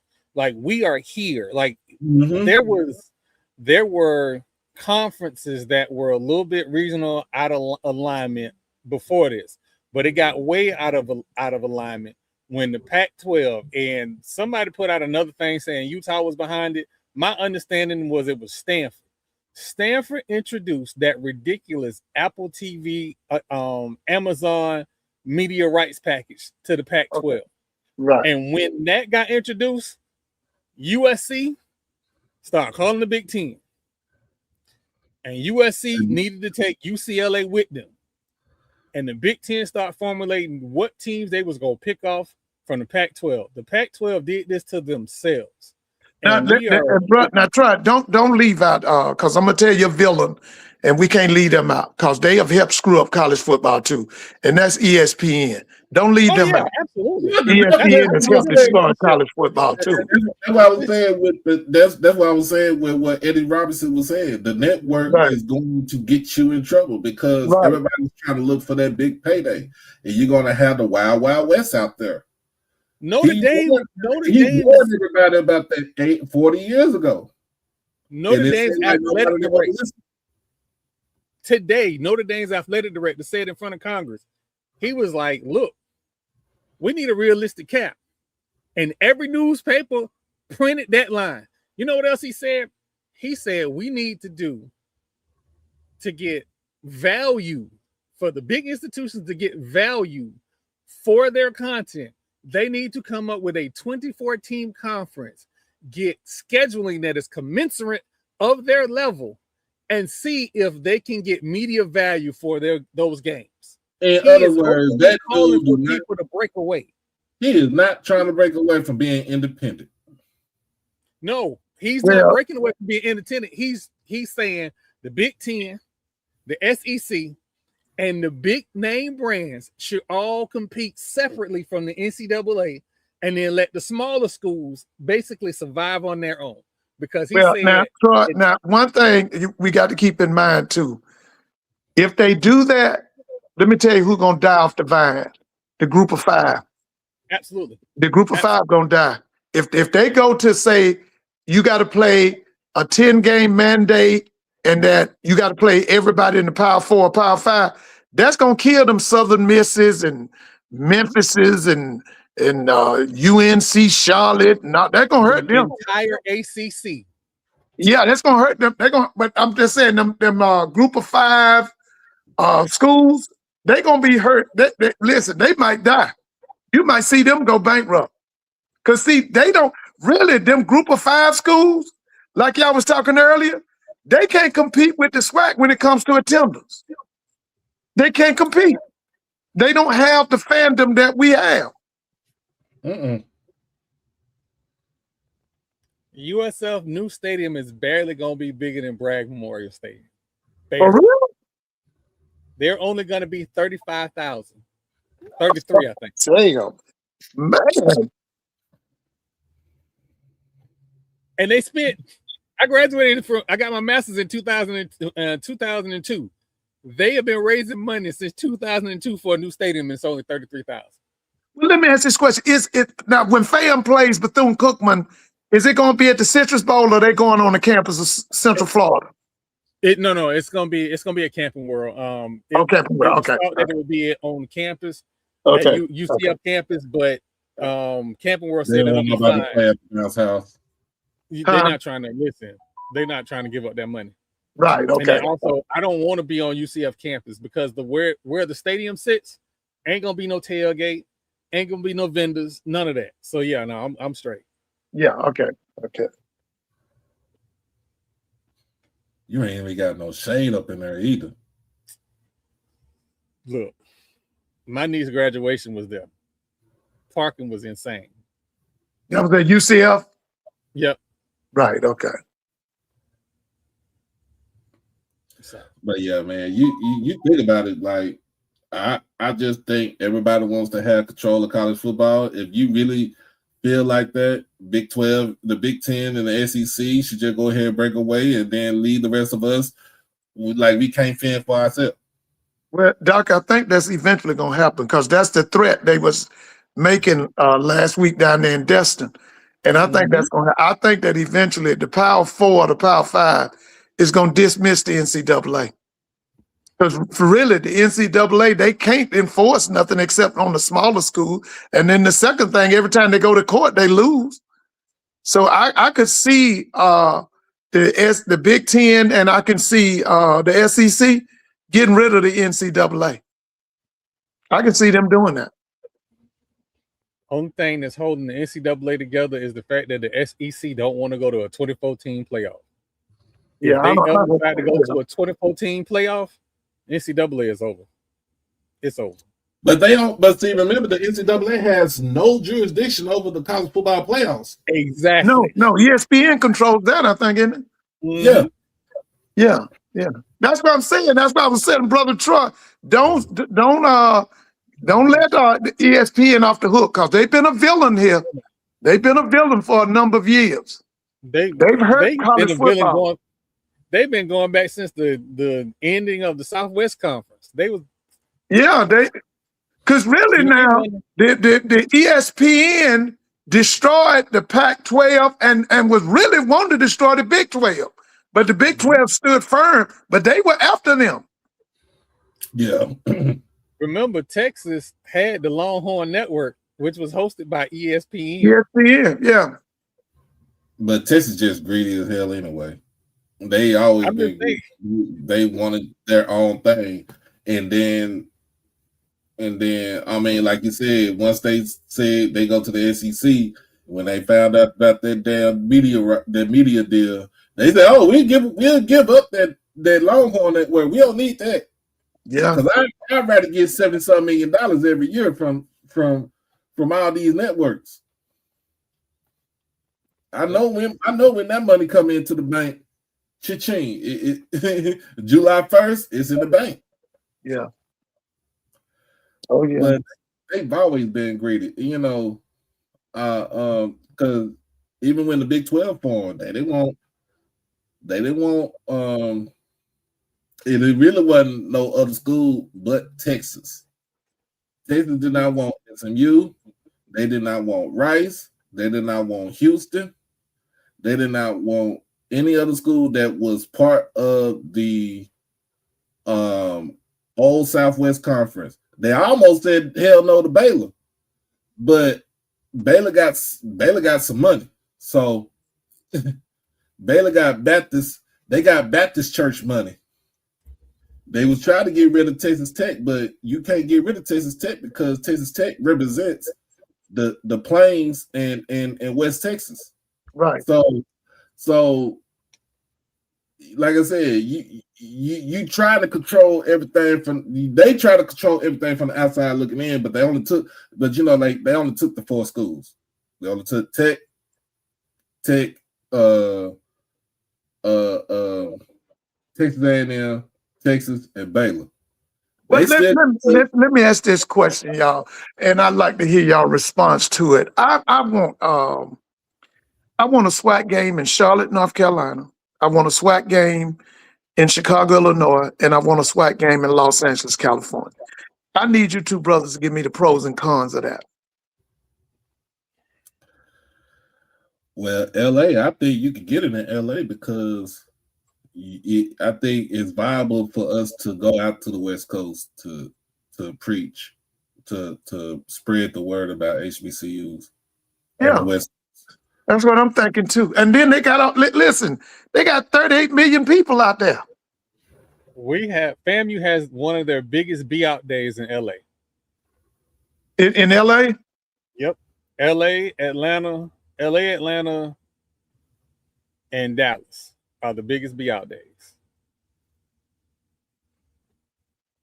And since Prairie View is the closest school to LA, wouldn't that be one of the schools we sent out there to play somebody? Yeah, they did. Prairie View the closest black college to the West Coast. I mean, SWAC. Yeah, I think Jay said you do need the right 2 schools to be out there, though. You need schools with like you said, we need schools out there with brand name. So that means you got to take a Jackson, a Southern, a FAMU. You got to take one of them 3, right? Did Grambling show up to the game in Vegas? Yes, they did. I thought they did. Yeah, I saw the game. We got brands. Well, from what I saw on my phone, looked like Vegas was happy to have that SWAC game. Because I saw a pep rally like Thursday or Friday. Mm-hmm. They went out their way. It wasn't like, it was just a game. They had activities. It looked good. Because I saw a pep rally, I think that Thursday night or Friday night. Mm-hmm. Yeah, Grambling brought their crowd. They brought a good crowd too. So, and then you also had the main thing also is to get in the crowd that is non-HBCU and getting them there to the game, because that's extra money right there. So would it be in the LA Coliseum or would it be at SoFi? I would probably do SoFi. SoFi. Okay. I think in the Coliseum going under construction sometime soon. They already did construct. Oh, yes, they are, because they're doing it for the Olympics. The Olympics, right? Yeah. Okay. So what you think about the idea of a SWAC game in Charlotte? Like, say, send Jackson State to Charlotte to crush North Carolina A&T. I'm definitely. And listen, anything to get them people to stop having sneaker balls, I'm all for it. Hey, man. They ain't running no conference, no black conference. They still living off the glory days. Oh, I remember when we used to do this in the Celebration Bowl. Well, that's what I'm saying. You send Grambling, Southern, Jackson to Charlotte and bring in A&T and play that downtown. That would extend that SWAC brand. That's what I think I'd be good at it's still called Bank of America Stadium, is it? Yeah. Oh, okay. Yeah. I think it'd be good. Now, what about a Chicago game? What y'all think about that?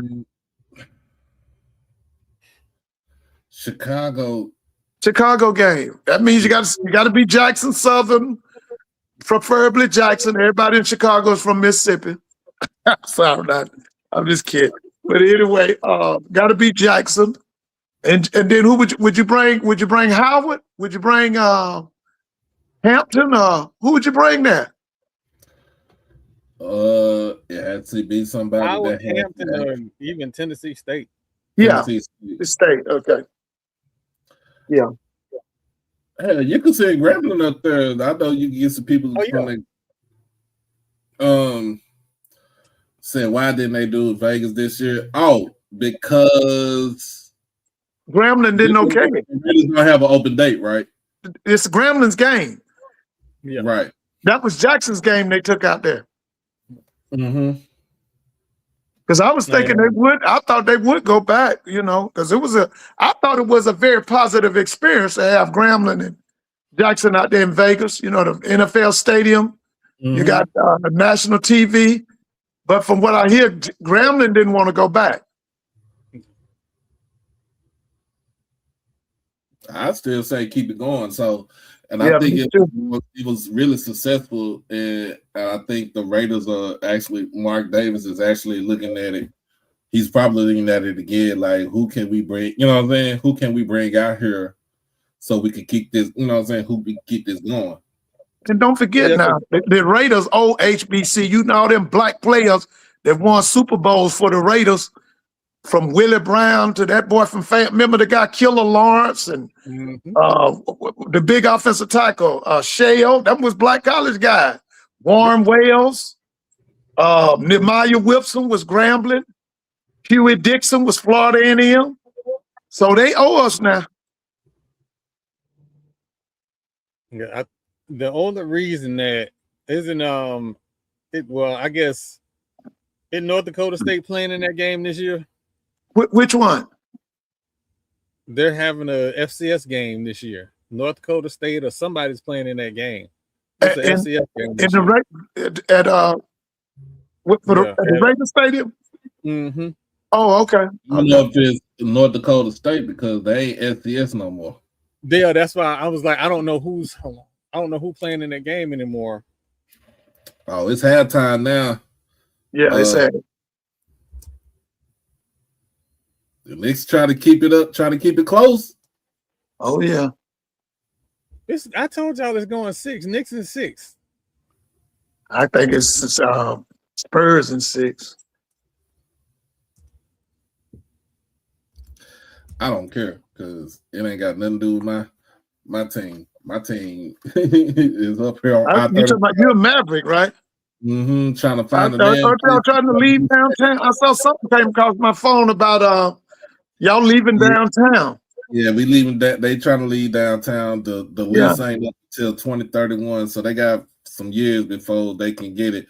But the thing is, I think Mark Cuban was on he was on one of the shows, the local shows here today, and he was, even before he even sold the team, he was looking for a viable option as far as, because he was asking the city to like give him, you know what I'm saying, some money to make some improvements to the arena.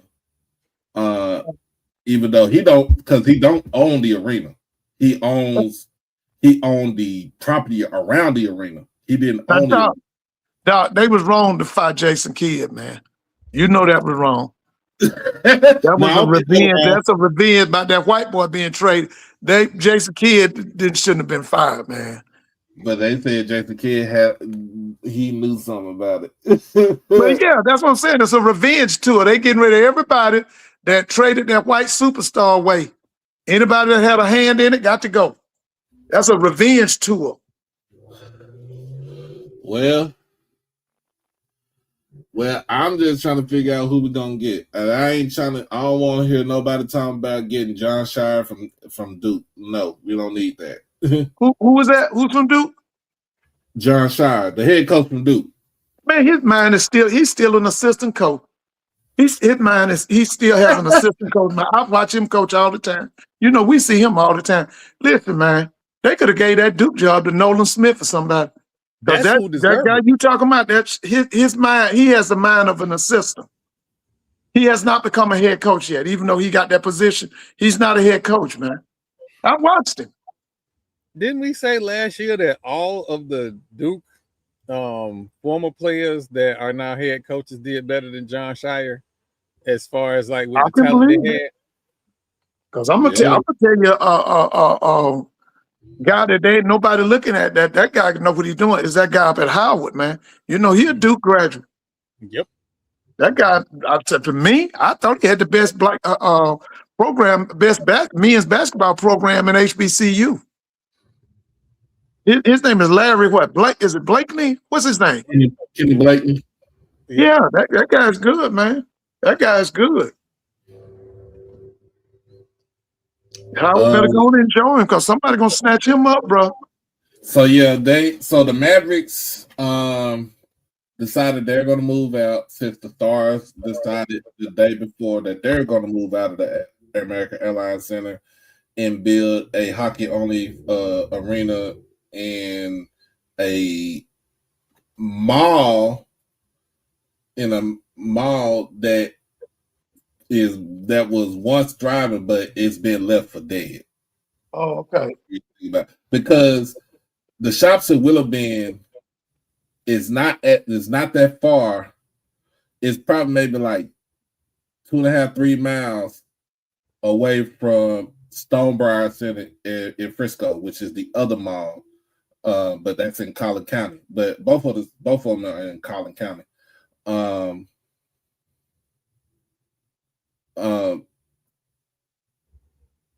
So basically, they're trying to build a hockey arena, and that the city of Plano is going to make a vote on it on Monday. And the Stars are asking for $700 million. Oh yeah. To build a hockey only arena. And I don't think it has to be 20,000, but most of our hockey fans live in the north part of Dallas, of the city in Dallas. So like a lot of them actually they will drive their car to a train station, and they will actually get on the train to come downtown. Like I see people that live in far Plano that will drive to Parker Station or drive to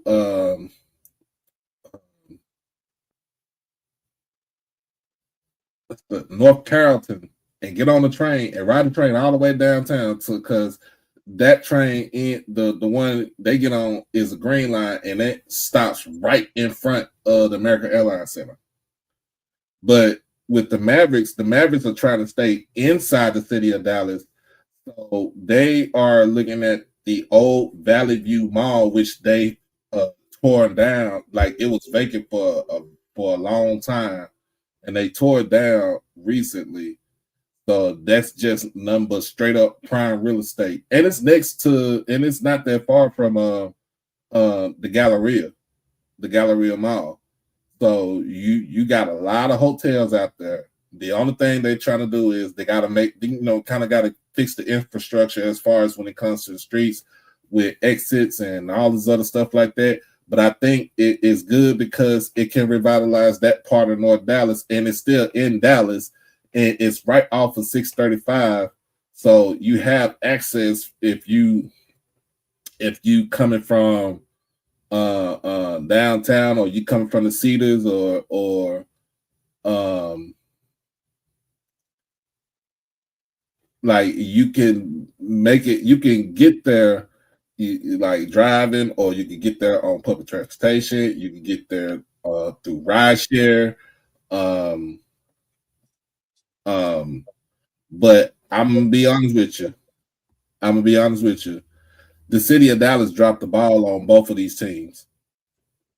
Doc, let me ask you this question. Has Jerry's World ever hosted a black college game?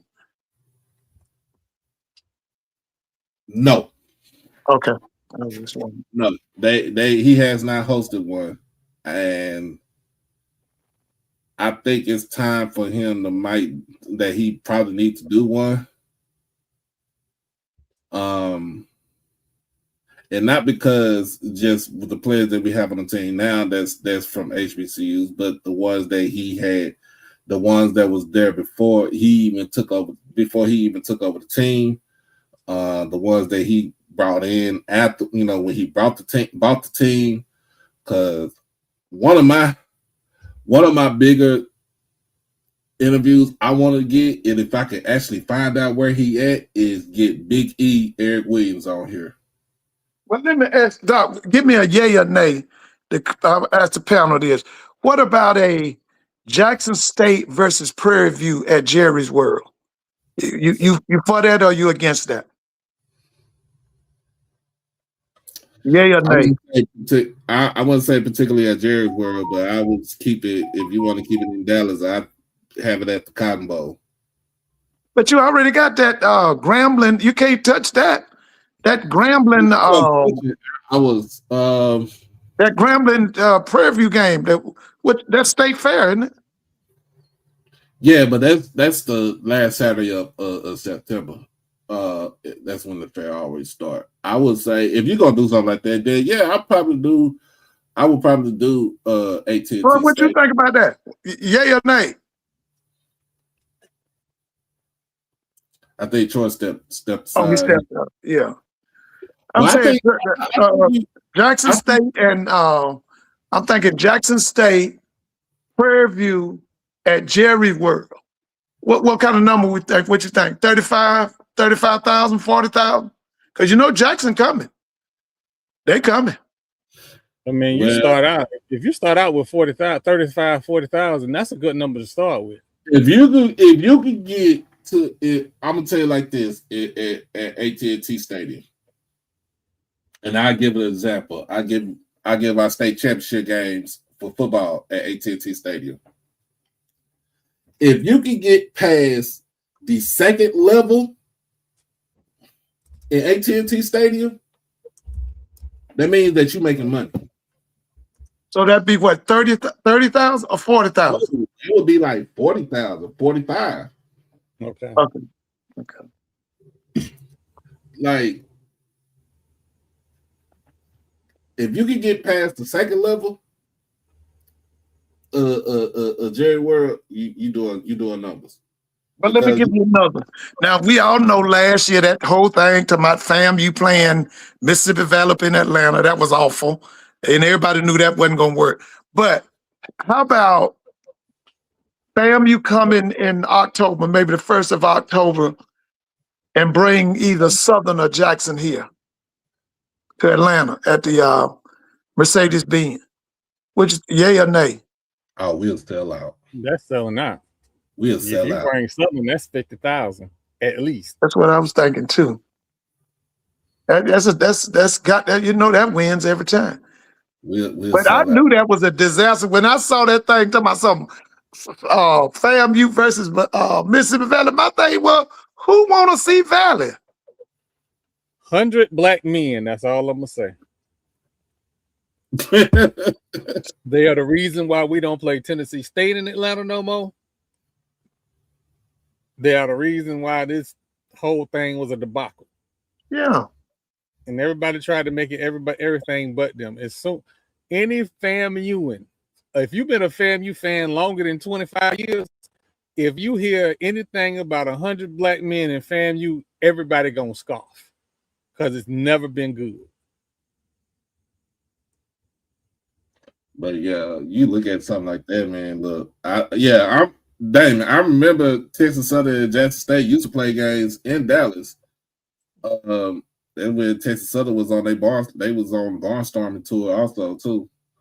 But yeah, if you get Jackson State or FAMU in Southern or even Grambling and Mercedes-Benz, Yeah, Mercedes-Benz. you gonna make money. You gonna make money.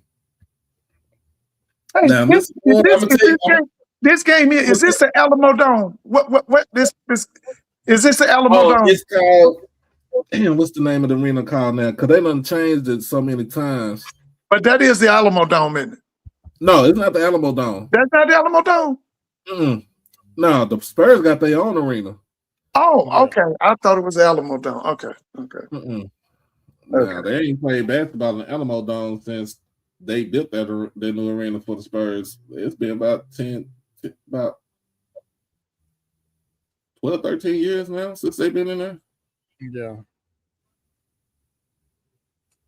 It's been longer Bowl, right? It's been longer than that. I think it's been about 15 years since they last played the Alamo Dome. And the Alamo Dome, isn't that where the Alamo Bowl is played? Yeah, Alamo Bowl, and then UTSA played football games there. And by the way, let me ask y'all this right off. Is Dion gonna win 0 games, 2 games, 3 games, or 4 games? Woo! What prime gonna win out there at Boulder? There ain't no crime at it. All that. I'm giving y'all multiple choice. Is it 0, 1, 2, 3, or 4? How many is he gonna win next year? Because I think this gonna be his farewell tour. I think them people finna get Dion gone. I know y'all hate to hear me say that, but I think this get him this year. That girl named Tran can go get them a place. I just want to be clear. Dion is not even my favorite Seminole, so I'm gonna be clear on that.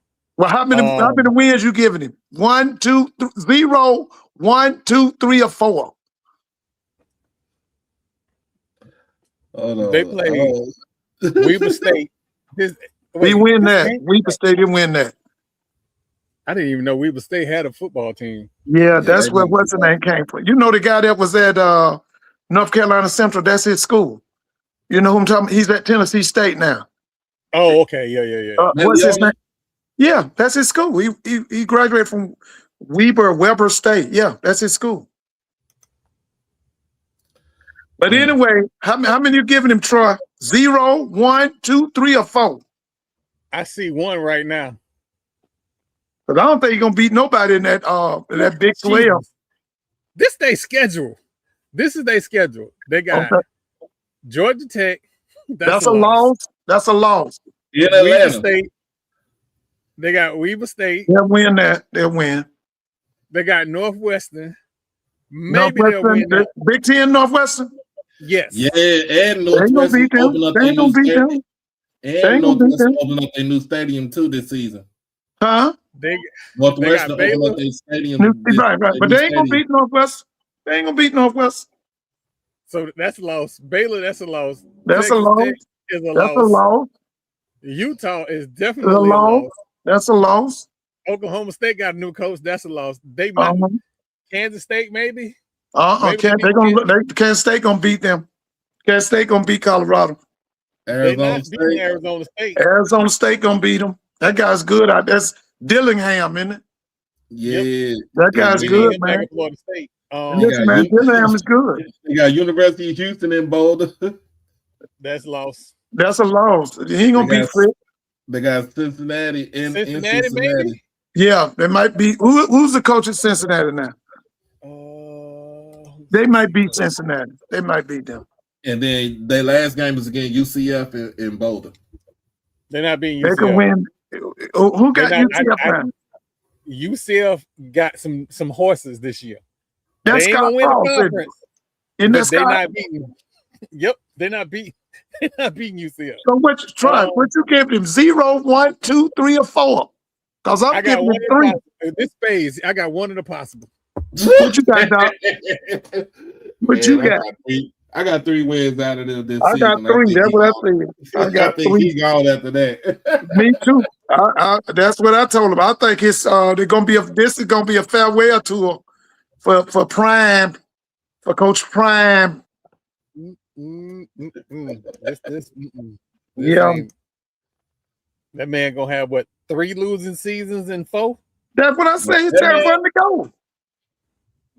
So him and Tran can go to the Caribbean and get them a new play. And take Mike Norville with him. Yeah, you ain't kidding, boy. Take him with him. If you don't think about this, Prime never had a losing season in the SWAC, right? Mm-hmm. If you even count the springtime, the spring season, he was above 500 in the spring season. Yeah. He only had 1 winning season since he's been at Colorado. That was his second year, first year. That was his second year. Second year. But listen, you remember they got beat to death down there in that Alamo Bowl by them Mormons. Remember them Mormons? I was watching with my family. Them Mormons beat them to death down there. And they don't even play the Mormons this year. They don't play BYU? They don't play BYU this year, but they play Utah. And last time they played, hold on. Let me say this. Right. Utah might be their second win because of everything Utah got going on. What's going on in Utah? They are outsourcing their athletic department because they're the only Big 12 team to take that private equity money. Who's the head coach? Who's at Utah? They just hired a new guy because their coach went to Michigan. He sure did. He went to Michigan. Yeah, he went to Michigan. I got to look that up. I don't know who. Morgan Scaly. Now, who is that? Morgan Scaly. Where he come from? Hold on. I don't know him. No, he won. I know he young. I know he won. They try to get them a young white boy to build them up. But Utah's a white state. I mean, they bring them boys in from everywhere, but that's a white state now. Oh, he spent his entire career at Utah. Oh, okay. Was he the offense coordinator or defense coordinator? He's been on the Whittingham, and he's been how old is he? 46. Was he a coordinator? He's been on the Whittingham for the longest. Was he a coordinator? Was he offensive or defensive? DC. He was a DC. He was a DC. Okay. Yep, the DC till last year. Okay. Yeah, he played. I like that guy. The guy at Brigham Young. I like him. That Kataki or something. They spent big money to keep him. I like him, man. What's his name, Doc? Kalani? What is it? Kalani. I forgot. It's because I know he's Samoan or is he Polynesian? I know he's Polynesian. I can't tell you. Yeah, I like him. I try to keep up with it. That's the only reason I keep up with BYU. It's because of their head coach. Yeah, Kalani Sitake. Sitake, that's right. I like him, man. Yeah, he played at BYU too. Yeah, that's right. Played at BYU. Yeah. He runs a good program. Yep. So, and he don't have TCU on his schedule either. TCU? He does not have TCU on the schedule. He doesn't have BYU on the schedule. He don't have Arizona on the schedule either. And he still ain't gonna win no game. But as far as the teams he got to play, they don't have the talent to beat 90% of the teams in the conference. Yeah, but he ain't gonna beat none of them folk. Colorado, be on them through, man. So y'all can listen. Doc, y'all can find something for what's his bootlicker name? The one from Jackson. What's his name? Neely. Yeah, y'all can find Neely something to do down there in Jackson. I did a whole episode on Neely because Neely can come on back to Jackson. Man. Y'all can, hey, you Jackson State folks, get Neely a job because he gonna need it. They don't want him to come back. Yeah, come on back. He can beat them out. Hey, do not want that man back. What you say, Troy? You said you did a show. Mm-hmm. We did that show because I'm not one to sit here and talk great about the. Oh yeah, talk bad about the players. But he bashed that kid. Swore for God, that kid wasn't gonna get an opportunity nowhere. That boy got a scholarship to play at UF and is doing well. Like I'm trying to be a better Christian, so I ain't gonna curse. But that Neely dude can take a long walk on a short plane. Hey man, I told Doc that's one of y'all folks. That's one of y'all's alarms, ain't it?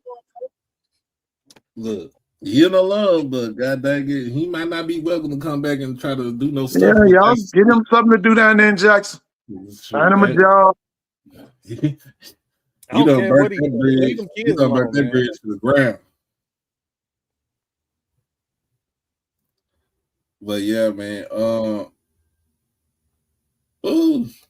I just watched that commercial, that Hidden Valley commercial with one of our ex-drum majors on. Hey man, shout out to whoever is getting our drum majors commercials.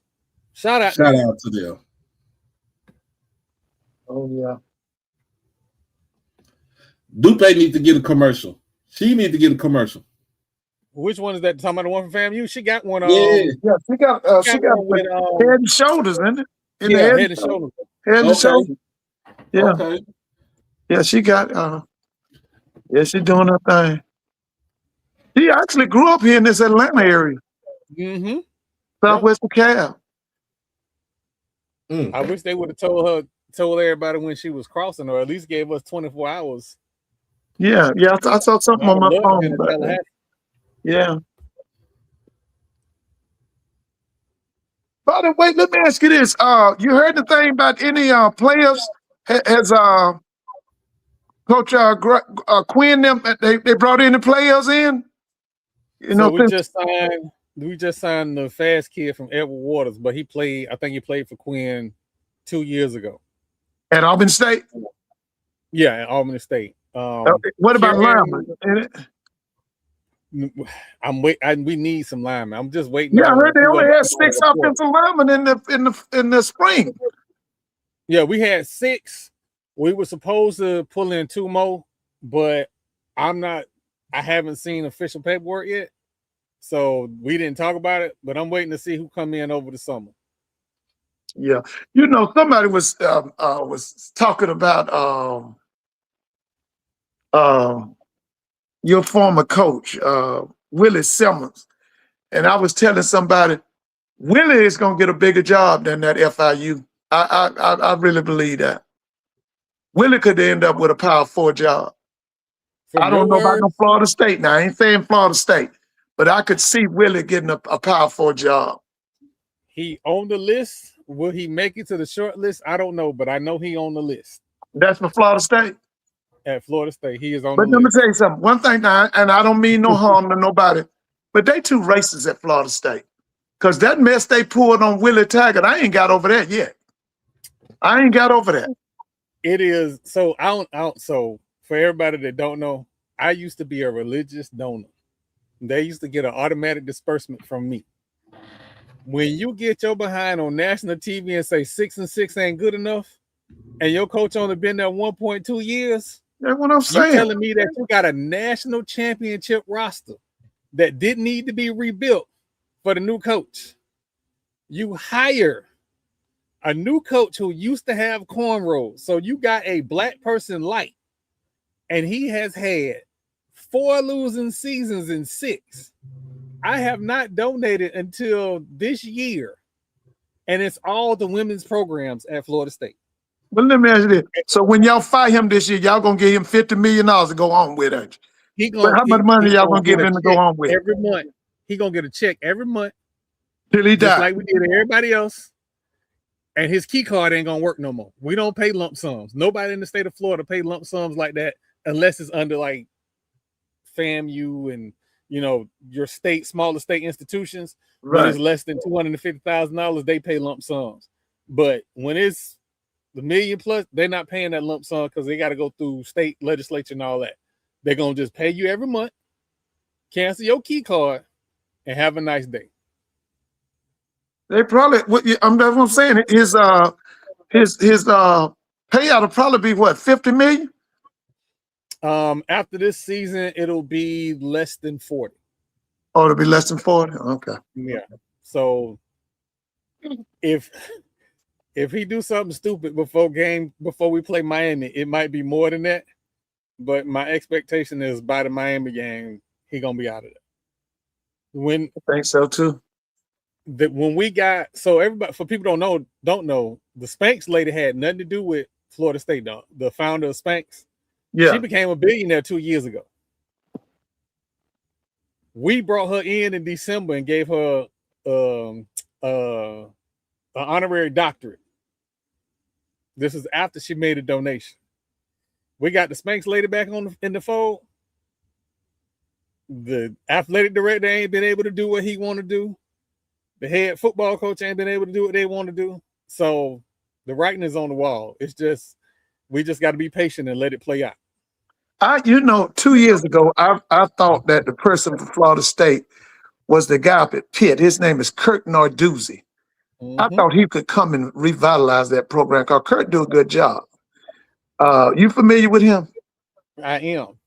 I thought Kirk would have did a great job down there. Because y'all, listen, man, it's enough players right there in that Big Bend area for Florida State to be top 10. They ain't even got to go down to Central Florida or South Florida. It's enough right there in that Big Bend area. But I thought that Kirk Narduzzi would be the guy for Florida State. I really did. Mr. Ford, on Twitter, there was a full-blown crash out because a young man from Ricketts High School, who is, if I'm not mistaken, a nationally ranked track and field athlete, right, signed with Vanderbilt. It is 11 minutes from Ricketts High School to Doak Campbell Stadium. It was a full-blown crash out because they didn't recruit him at all. Yeah, that's why he got to go. That's why he got to go. That's why he got to go. That's why he got to go. Oh, and the fact that he lost Travis Hunter. Yeah, that's what I'm saying. He got to go, man. But I never thought he did anything to get that Florida State job. He was at Memphis State, wasn't he? What was he at? He was at Memphis. He was. Yeah, he never showed. He was the kind of guy that would lead Florida State. Florida State supposed to have a top 10 coach. He ain't no top 10 coach. Yeah, he was at Memphis, and then he left Memphis, and then his assistant Ryan Silverfield was the head coach in Memphis since then until Charles Huff got there. Because I think where's Silverfield at? Where's he at? Is he Mississippi State? Where's he at now? Let me see. He went somewhere. He might be in the Big 12. He's not at Arkansas, is he? Yes, he is. He's at Arkansas. Yeah. He's at Arkansas. Yeah. That reminds me too. I got. I'm a fan of. People hate it, but I'm a big fan of his coaching. Wise, he's up at North Carolina now. He's the offensive coordinator. What's his name, Doc? Where? Bobby Petrino. Oh, yeah. Yeah, I gotta watch it now. I'm a fan of Petrino's now. I've been watching. He's Petrino a smart offensive mind. He got some issues. Yeah, he crazy, man. He was here in Atlanta for a while. Yep. He was with the Falcons. He supposedly came here to coach Vic, but when he got here, Vic was going to jail. Yeah. But he's an offensive mind, man. But Yeah, you Ford, talking Florida about State is Ryan Silverfield, man, he got a good background. He was at Bowles High School as an assistant. Yeah. At Jacksonville. I think Yeah. he was quality control, offensive quality control for the Vikings. He was a GA for UCF. He was a D-line staff assistant for the Vikings, assistant O-line for the Vikings, offensive consultant for Toledo in 2014, a GA, offensive analyst at Arizona State. He was an assistant O-line coach for the Detroit Lions in 2015. And then he been at Memphis since 2016 when Norvell hired him. When Norvell left. Yep. Yeah. Mm-hmm. Okay. But Norvell left what, man? 2019. That guy had done nothing to get that Florida State job. Nothing. He don't when he talks with no confidence. I don't know who picked him, man. The person who picked him stole the Florida State athletic director's job. And that was who? We were supposed to hire Louisville's assistant athletic director. We paid $100,000 to get that man out of his non-compete clause. Okay. In the middle of the process, the president of the Boosters Association, Mike Alford, told the university, "Don't worry, I got it," and put his name in the hat and became the athletic director with no athletic director experience. Oh, that's and good. Is that the guy who fired Willie Taggart? No. That was another guy. That was another guy. Yeah. Yep. It was. Well, let me ask y'all this, guy. And I know y'all. I want y'all to think about this because I think he's gonna put on a show this year. What y'all think about that kid over there at Alabama State, that body kid? Because in my mind, I think he's gonna set the SWAC on fire this year. If I don't have the money to do it, just because it's him, I would follow his every game if I could. I really want to go down to Alabama State for a game. Well, I want to see that stadium. Now, the one I really want to see is the FAMU Alabama State game. That's their homecoming. But let me ask you. We don't lose homecoming. Eyes are yours. Well, let me. What y'all think about him tearing it? What y'all talking about? What y'all think about him having a record-setting year at Alabama State? He was going to have the last season if he wouldn't have got hurt the last 4 games of the year. That's what I'm saying. But do you think he'll have one this year? I just feel like he gonna listen. I can see him just setting the SWAC on fire this year. I need Alabama State to kick him up right. We don't need him scrambling around. He has. I'm gonna be honest with you, but that's his game, and he's like a dual threat.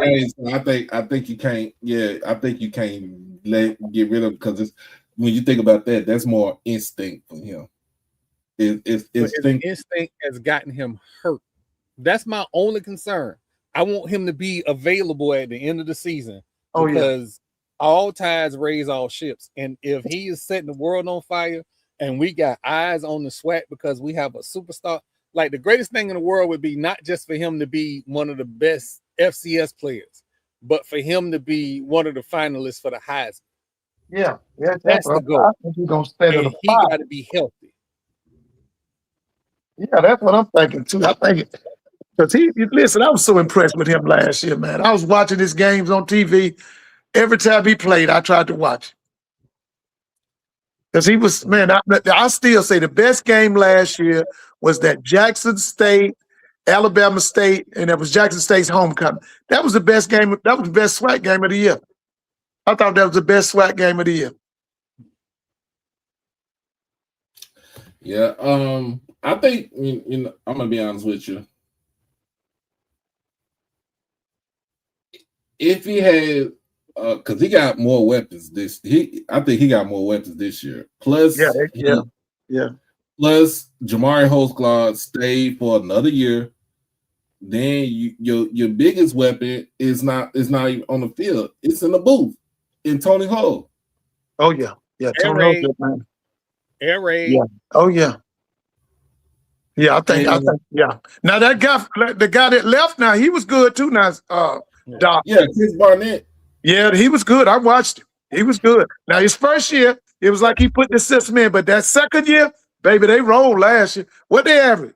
Didn't they average about 35? What average? About 35, 40? 30, like That's 30 about a game. 30. That's about 30 Yeah, points. that's what I'm saying. Now, he was good. Where did he go? Oh, he went to Central, didn't he? Where did he go? Yeah, because he was good. That Barnett guy was good, man. But if you watched any of UAPB games last year, I liked their play calling. Yeah, I did too, man. Now. But let me ask you, do you think he's gonna survive this after this year? Because I don't. His name is Alonzo Hampton. You think he's gonna survive this after this year? That's Alcorn coach? No, he's Pine Bluff. Because I asked somebody the other night, they said he never had a winning season. He hasn't. That's what I'm saying. You think he's gonna survive, Doc? After this season, if he don't get it together, I think he's. I don't like. I really don't like saying to just get people fired. But no, I'm just saying. You know, No, I know what you're saying, but I'm just saying he's out of there. But here's the thing: who you gonna get to come up in there? I'm recommending that boy I like going down to the lower league. I'm thinking about that boy at Johnson C. Smith. Could put a package together for him. Flowers? Isn't his name Flowers? What's the guy's name at Johnson C. Smith? Johnson C. Smith, Maurice Flowers. Maurice Flowers. Let's see what Maurice can do in the SWAC. I'm about to make some Edward Waters people mad at me. Brian Jenkins. Yeah, I like Brian too, man. I fell in love with Brian at Bethune-Cookman. I don't want to see him in the SWAC. You know? How long is he gonna pay for misdeeds? Because some other coaches get caught ordering hookers on the phone. Yeah, man. And get the job the next year. Listen, that guy would be good in the SWAC anyway. I'm telling you now. I've watched Brian Jenkins. Jenkins know what he's doing, man. The next coach I want to have in the SWAC is Ted Keaton. Yeah. He probably gonna have to be an OC first, Doc. He probably gonna have to be an OC first. I still say he proved his work and proved his bones in D2. It's time for him to get a job with the big boys now. Yeah, and that school in Daytona crazy if they move on from their current head coach and don't call him. Yeah. That's what I like Woody. I gotta watch Woody this year. Because they got some momentum. The thing is, can they keep it going? They won what last year? 6 or 7 games. 6 games. They were 6 and 6 last year. Listen, the thing now is, can they win 7 or 8? Can they win 7 or 8? They win 7 or 8 games this season. Ooh, the SWAC in trouble. What kind of recruiting did he have? Did he bring in some good? I mean, he in middle. What's that? Central Florida. It's enough players down there for everybody. How was this recruiting? How did his recruiting class go? He recruited Daytona pretty well. What they brought in 30 or 40 players? How many boys did he bring in? They brought in about 30. Were they linemen or were they speed boys or what? More speed. No, he got more speed than he did anything. He got some linemen, but he got some speed. Yeah, I think he got a couple. I think he got enough linemen because he done went and got linemen the last 2 years in his recruiting cycle. Now, what about his coaching staff? Did he change over his coaching staff last year? Or what you know anything about his coaching staff? I think he only lost one. One of his coaches. One of the offensive coaches. I don't think it was a coordinator. I think it was like the wide receiver coach or somebody. I don't think he lost anything major. Yeah, I think what's called. He still got Nick Collins on his staff. Yeah, I remember Nick. But you know, they played a good game against Jackson last year. Remember? Wasn't that game in Jackson? Yep. Mm-hmm. They played a good game against Jackson. I remember I watched that game on television. Yeah, they almost had us. They almost had us. They thought they had us. Could have fooled you right They there. played a good game. I remember. It's their depth. They don't have the horses after the first, after their first 22. They kind of light after the first 22, but their first 22 was pretty decent. And Okay. they, for some reason, they keep a returner or an exciting running back. They keep one of those. Yeah, they do. But again, they in They Central do. Florida, Daytona area. I love that quarterback they had last year, that left-hander. What was his name? Cam Ransom. Cam Ransom. Ransom. Man, I loved him, man. I loved him, man. He was something else. He was something else. Now, Doc, you going to the MEAC? I'm sorry. I'm talking about MEAC. You going to the SWAC Media Day, right? Yep. And that's July what? July 15th. We all gonna be there. That's in Birmingham. Mm-hmm. Yes, sir. Oh, yeah. I'm going to watch it on TV, Doc. I usually watch, I have my TV on and then I do my computer and I watch all the, the brothers on the computer, but I watch Jay and Tiffany on TV. You know what's going to be beautiful this year, Doc? What's that? We ain't going to be running behind because of ESPN. That's what's going to be beautiful this year. No. Well, what did ESPN do now? ESPN had the show running, I want to say 45 minutes behind. Mm-hmm. Every coach that I wasn't supposed to get an interview with because of where we was, I was able to get the interview because ESPN was running behind. I'm like, hey, but they already running behind. Go ahead and give me 2 minutes. Listen, hey, bro, that's bro Crook. Now you Southern, aren't you? Aren't you a Jaguar? Yeah, Jaguar. Yeah, listen, we get what they talking about. What is bro Falk and them doing down there? Y'all bringing in some players? What going on down there in Baton Rouge? Yeah, cause bro Crook is he a Jag. Mm-hmm. Yeah, he a Jag. Listen, bro Crook, what y'all gonna do with Florida A&M, man? Lose. What y'all gonna do with Florida A&M? Man, that's gonna be fun. That's gonna be some good. I'm just this season alone. Oh man, I'm looking forward to it, man. I told you, Doc. I told you 2025 was a great season. This was gonna be better. He said they build it. 20, huh? He said they build it. Oh, they bit that. Listen, how your offensive defensive line looking, bro, Crook? What y'all bringing in? Y'all got some big boy? Oh, so AJ got a receiver from A&M. Oh, that's Damon said got a receiver from A&M. Oh man, man, shout out to Southern. I know. Shout out to Southern. I don't ever really say shout out to Southern, but shout out to them because they getting some of their infrastructure fixed. Yeah, I read that too. Yeah. And then don't forget, we got to holler out. Southern had a girl that did really well at the NCAA track tournament. Oh yes, shout out to yeah, she was 100 meters, wasn't it? Mm-hmm. And Howard's girls did real good. I think Bama State. Who else was down there? They getting ready to go to Oregon, I think. Aren't they going to Oregon this week or next week? Next week. Next week. FAMU, FAMU 4x1. That's right. 4x1. The hurdler, it's a relay team and 3 individuals going to Eugene. And guys, y'all know who's doing it out there now is North Carolina A&T's kids.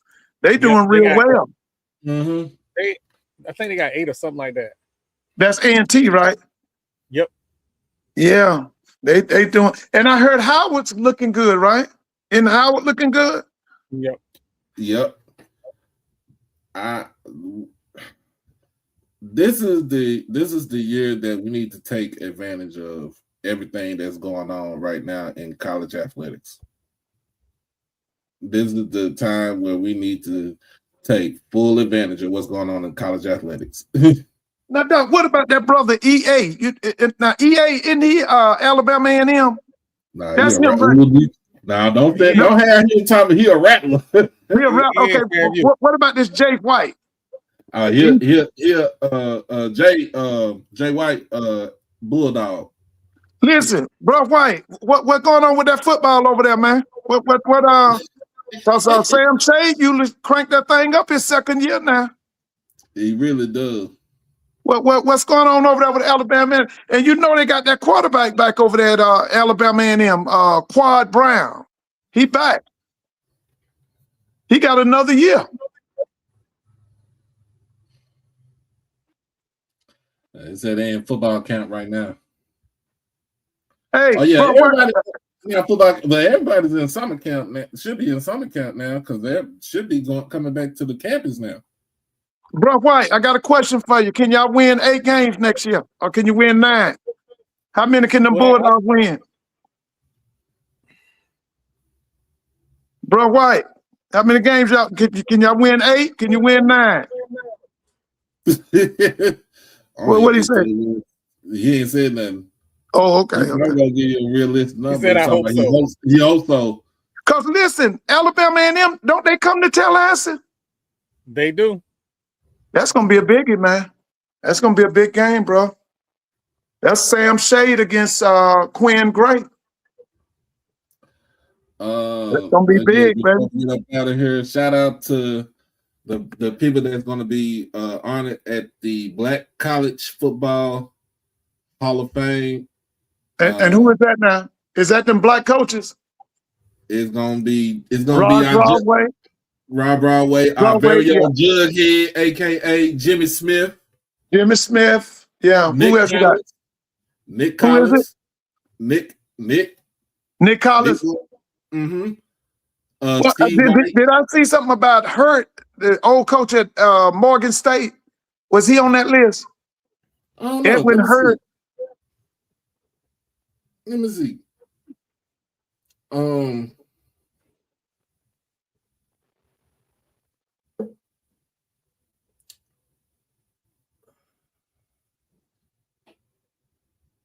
me see. I thought it was in here. Because I thought it was Rod Broadway. What about Billy Hayes?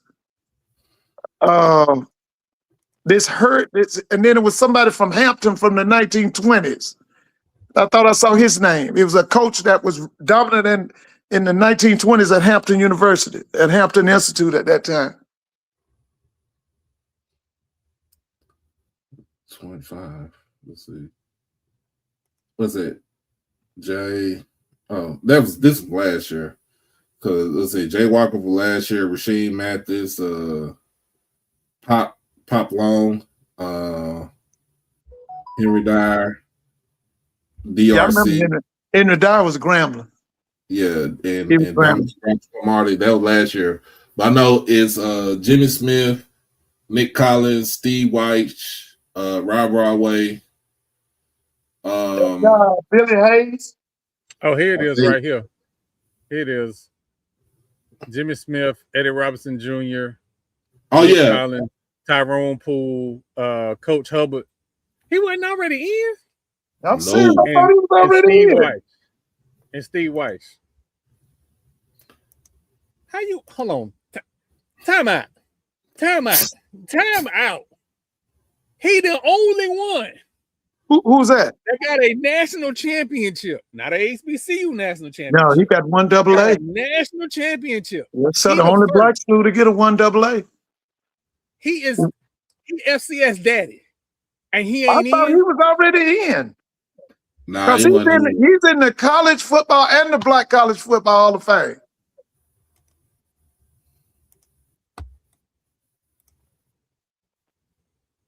Oh. Yeah, Eddie Robinson Jr., that's going to be nice to see right there. Oh, yeah. Tyrone Poole, man, he should have been in there a while back. Doc, I saw him play at Fort Valley. Mm-hmm. They hold defense. They was coached by a guy named, that guy played for the Cleveland Browns. He was a Fort Valley grad. He coached them. It was Tyrone Poole. It was a boy they called Buddy Best, Jimmy Reed. They were tough, man. They were tough. Because Hey, Jay Tyrone White, is from Troop Count, like LaGrange area. You ever heard of LaGrange, Georgia? Yeah, I heard LaGrange. That's where he's from. He's from over in that area. That's Tyrone Poole. He was a track star, but the guy I'm talking about that coached him was named Dean Brown.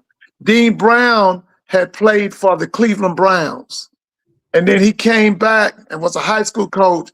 Then he became a defensive backfield coach at Fort Valley. He trained Tyrone Poole, Jimmy Reed. This other boy was named Buddy Best, I think. They were good. I saw them, man. They were real good. They were tough. Yeah, those are the people that's going into the Black College Hall of Fame this weekend, to be exact. It's on Saturday. Is that in Atlanta? Where are they going to be at? ATL.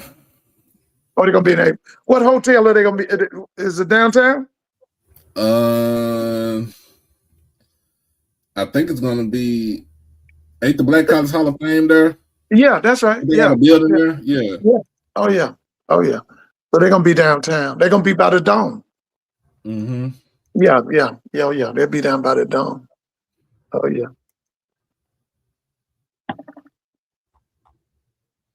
But it's a very interesting weekend. You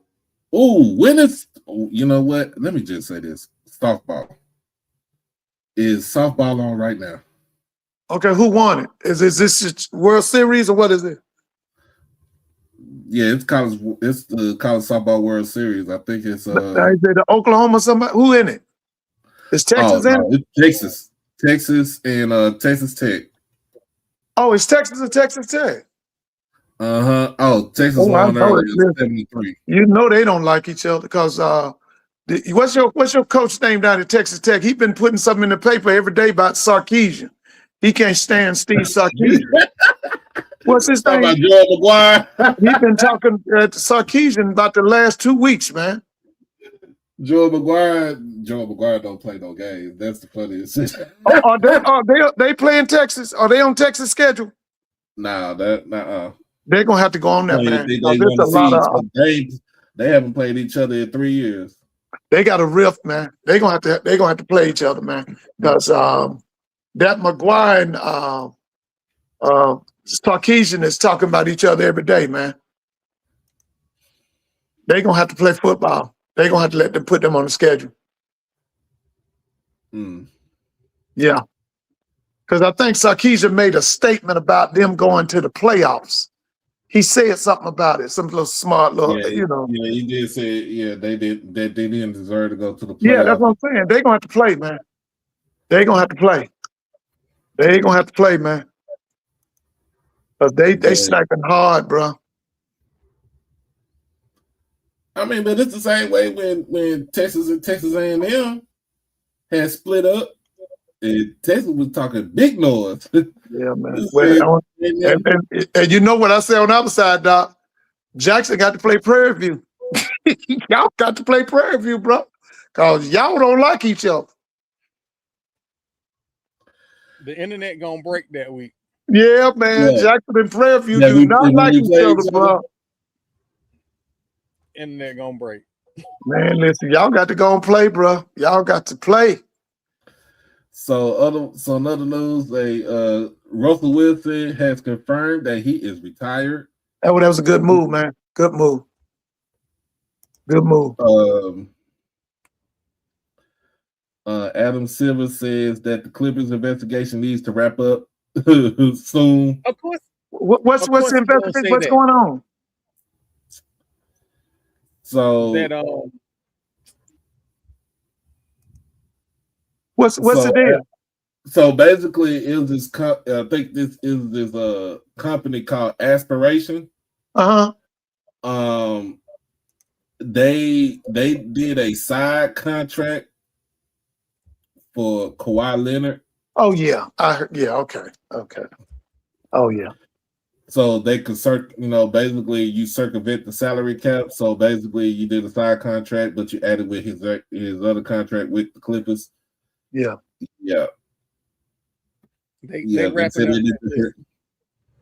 They wrapping up that investigation, so everybody pretend like it didn't happen. Yeah, Pablo Torre yeah. been on. He won an award for his investigation into that story. The Clippers got to lose some draft picks.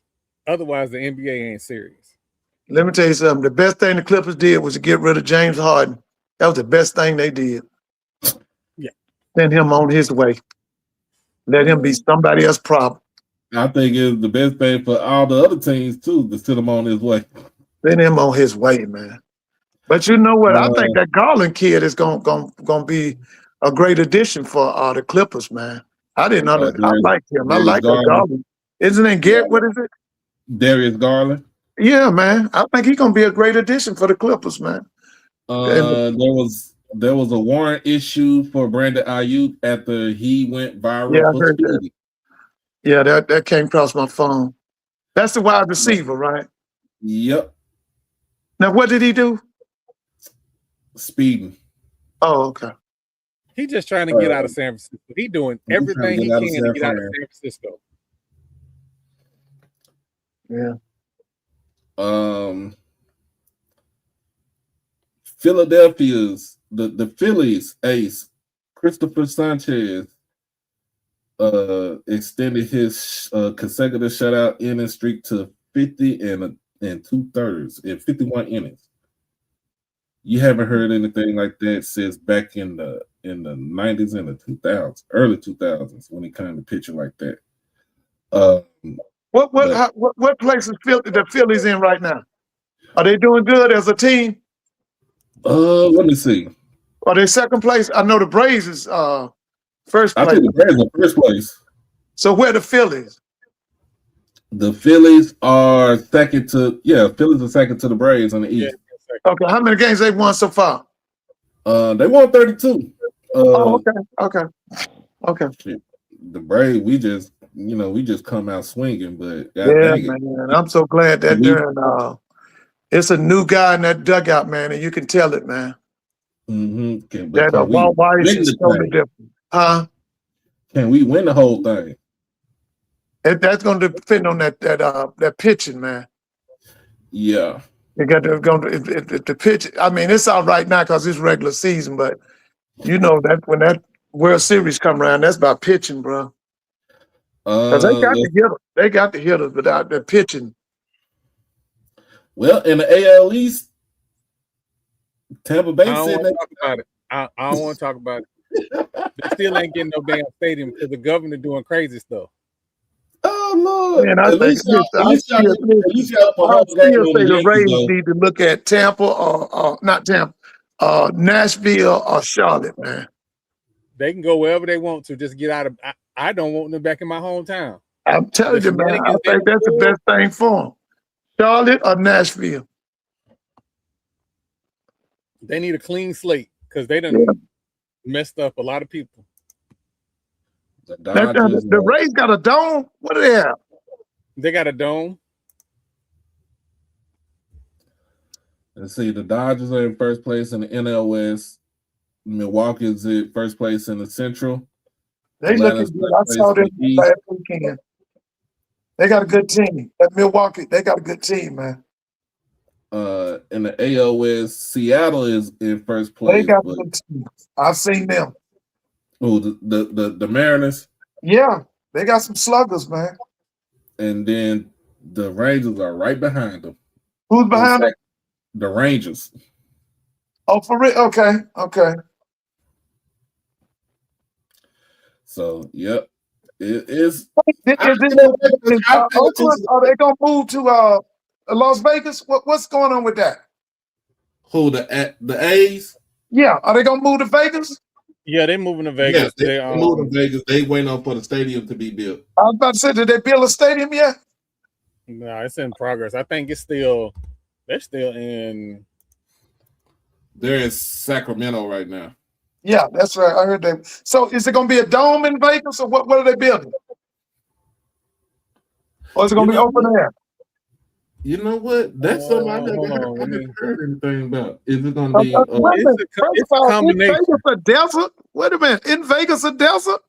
Yeah, it's a combination. So it's got to be a dome, right? What do they call it? Yeah, it's a dome, but it's got that, that glass. Oh, retractable roof. I don't even think it's that. Doc, I'm gonna say. Oh, I know you're talking about. It's almost the same thing as US Bank Stadium in Minnesota, right? Kind of like you got the glass roof on top. This is on the side. Hold on, let me send you this picture. This is on the side. This is crazy.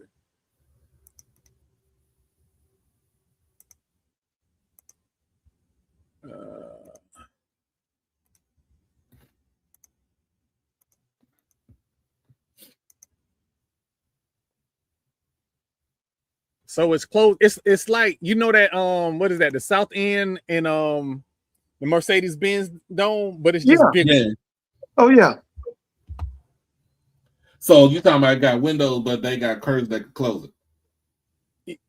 I guess this thing here crazy. Like that thing pretty though. I ain't gonna lie, it's pretty. It's absolutely pretty. Yeah, the A's, they've been trying to cheapen the A's for the longest, and they decided we just gonna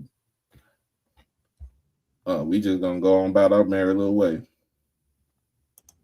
Listen, people got to understand, like, this ain't the 80s and the 70s. Like, your local municipalities, they ain't just going into debt just to go into debt. They know y'all not bringing jobs like that for no stadium. Right. So if they have the money to do it, they'll do it. If they don't, you've seen what happened in San Diego. You've seen what happened in St. Pete. Well, St. Pete don't really count because they was given the Rays money. The Rays just wanted more. So people just not going into debt to build no stadium. Not doing it no more. Yeah, you're right, bro. They just put out a stat the other day. They said that 15% of the population gets 80% of the money. 80% of the population is fighting for 20% of the money. So it's a new day, man. It's a new day. Because they predicting that if some things don't change in professional sports, some teams are gonna go bankrupt. Yeah. Okay, so I looked at it. So I see it. So it's under construction at the former Tropicana Las Vegas on the Strip in Paradise, Nevada. Well, it's Las Vegas, Nevada. It almost looked like the Rogers Center in Toronto. Oh, okay. All right. Yeah, I know what that looks like. That thing pretty. I ain't gonna lie. It's gonna look nice. I mean, they said the same thing about Allegiant Stadium, and I can't say anything bad about that. But yeah, we go talk about more about sports. What you got going on tomorrow, Troy? What we got tomorrow? So we're gonna take a deeper dive into that. I will have more information on the partnership with the SWAC, the media partnership with the SWAC tomorrow, or media equity partnership tomorrow. Also, we're gonna take a look at some nice little awards around the SWAC, academic All-Americans, your Dean's List, because we don't talk about that enough. We holler up and down APR, but when these kids post Dean's List and academic All-Americans, it's church mouse quiet. So we're gonna talk about that, and the way this game looking, we're gonna talk about my Knicks. The way this game looking, because man, I love y'all Villanova crew, man, especially that Bronson kid. And y'all could have had another. What's that? Decent Shinzo? Wasn't he with the Knicks? We traded. Yeah, he was. I don't think we wanted to trade him, but I didn't understand why you traded. Yeah, Minnesota wasn't going to take what's the name without him. I think it was a contract thing. So we had to trade DiVincenzo. But you think the Hawks are going to get that Jaylen Brown? Because that's the word that the Hawks is trying to get Jaylen Brown. He don't need to be in. He don't need to be in Boston no more. Right. We've been saying that both of them, the two J's, can't coexist. That team is never going. One of them is going to have to sacrifice their stardom for the other. So, yeah. But well, Troy, who you think gonna get Giannis, man? Is he gonna be a Golden State Warrior, or is he gonna be a Laker? I don't think he'll be a Laker, but he could be a Heat. He could be with the Heat, which I really don't want. Or I could see him being a Golden State. You think Pat Riley didn't want him? I think Pat Riley got one more blockbuster trade in him before he ride off into the sunset. Okay. Is Pat 80 yet? How old is Pat Riley? Pat Riley's 80. I think he is 80 years old. He been around way back, man. He been around for a long time and strong. That's what I'm saying. Pat Riley got to be. Wait a minute. 81. He 81. Okay. Yeah, been strong on the NBA team for the longest. Man, you know Pat Riley played for Adolph Rupp, University of Kentucky. He's a Wildcat. Yep. They played against the first all-black starting lineup in NCAA history. Texas Western. Mm-hmm. The Bear. What that guy was named? Don Haskins. Don Haskins. That's right. That changed it. That changed the game, didn't it? Before that, it was basically white boy.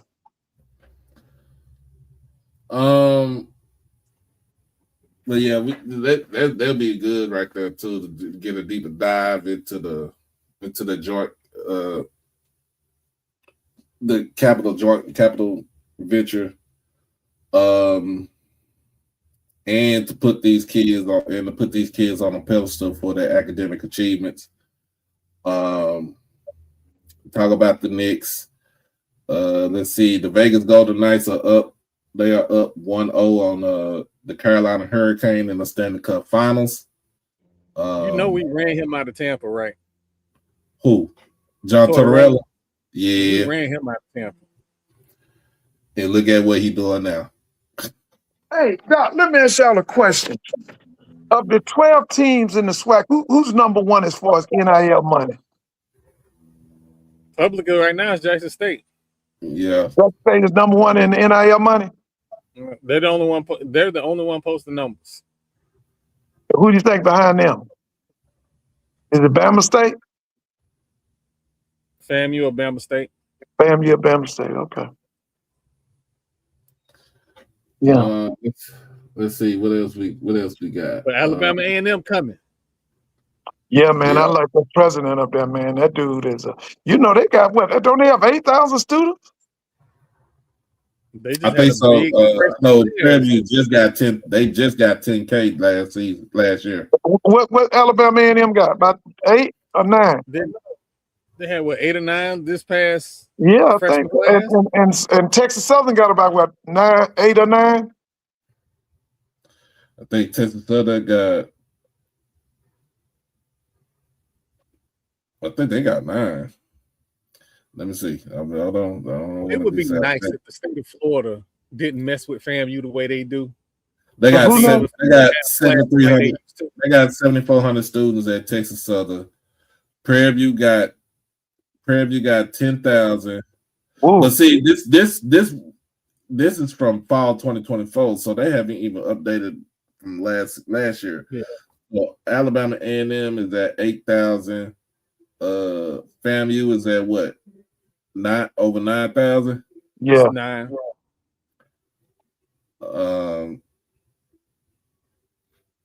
I think Grambling has. What about 4? I think they got about 5 because my niece said they had a big class that came through. A fan that ran on the court. Yeah, they got 5,000. They got 5,000. What Southern got in Baton Rouge? I think Southern. Ain't they close to 9? Close to. Southern got 9,000 because they went down. Let me see. Yeah, what they got in Baton Rouge? I thought they went down. 7,400, but they haven't updated from. Oh, they got 7,400. So they got 7,400 in Baton Rouge. Yeah, but they haven't updated since from fall 24. So it's the fall 24 numbers. Yeah, And that's they got good. the vice chancellor is James Ammons. Wait a minute, Ammon is at Southern? Yeah. Yeah, he's an A&M grad. He was the president of Florida A&M at one time. Hmm. Yeah. His demise was that band scandal. Remember that band scandal down there, FAMU? Yep. Yep. Yeah, that's why he had that's to one do. Jamal talk about. He who must not be named. Huh? Jamal said that's the president. He who must not be named. But you know, while he was president, FAMU had a band of 400. They had the largest band in HBCU sport. They had 400 members, or 400 plus. Yep. Because he was for that band now. Because he was a disciple of Humphreys. Humphreys helped train him. Because I think he was at Central. He had went to North Carolina Central or somewhere. They say our Jackson State enrollment is at 6,500, but this is fall 23 numbers, so they haven't even updated this thing yet. So they probably close to about 7,000. Plus, plus you looking at it like you got we building we redoing the dorm, we renovating the dorm. I saw that. Mm-hmm. So that would add extra beds right there that get your people to come back into the school. And I think if you build one more dorm, I think it would be just fitting for us. Well, Doc, let me ask you this question. How you feeling right now about Trey? You think Trey will make Jackson a national power in basketball, or will it be status quo, or what? Or is it gonna be worse? What you thinking? I think Trey might do a better job than what Mo was doing. Yeah, that's what I'm thinking too. I think he'll elevate the program. And I think what he's doing as far as with his recruiting, he's getting players to fit his system. Right. Now he's gonna be running gun, or he's gonna what you think he's gonna be? What kind of style we talk? Up tempo? I think it'll be up tempo. I think he'll be more of a traditionalist. I think he's gonna try to get to work on the big man. The big man in the middle. He's gonna have some tall wings. Yeah, 6'7". Yeah, I saw 6'9". I saw y'all recruited somebody 6'9". Mm-hmm. Yeah. One of them kids was from Dallas, wasn't it? Yeah, one of the kids from Dallas. Yeah. Got point guard from Pascagoula. Yeah. Yeah. You got a kid from Mississippi College, I think. Yeah, a kid from Mississippi College. And then you still got players from the team last season that stayed. So I think it's more on now. It's time to really develop y'all, and let's get out there and go kick some butt.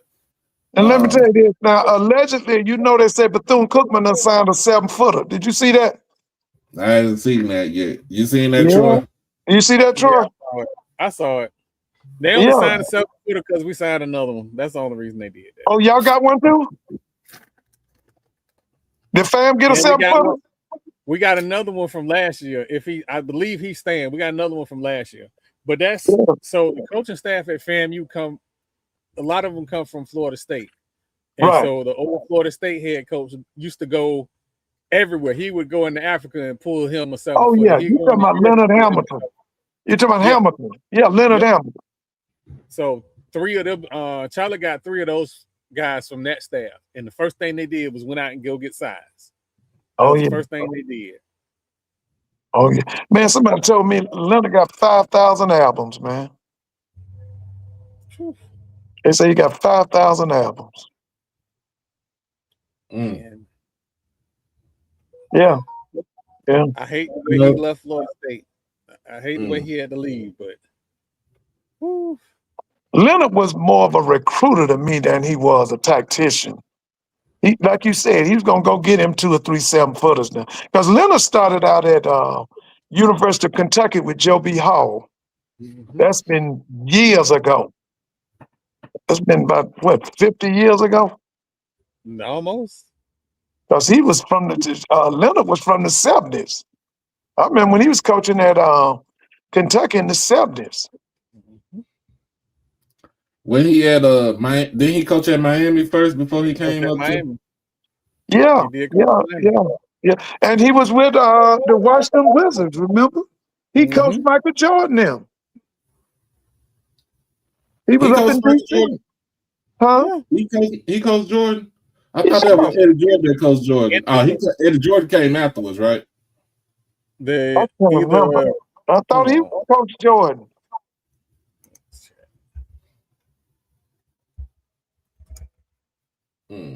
Yeah. Yeah, Leonard go way back, man. Leonard Hampton from way back in the day. Bro. He was with the Wizards one season, 2000 to 2001. Oh, okay. And then he came to Florida State. Yeah, because what he did them 10 years he did at Miami got him the job in Washington. Okay. Yeah, Leonard could go get some kids, man. He could recruit, man. He could recruit. He just wasn't gonna make them kids. He wasn't gonna make them play championship ball when they needed to.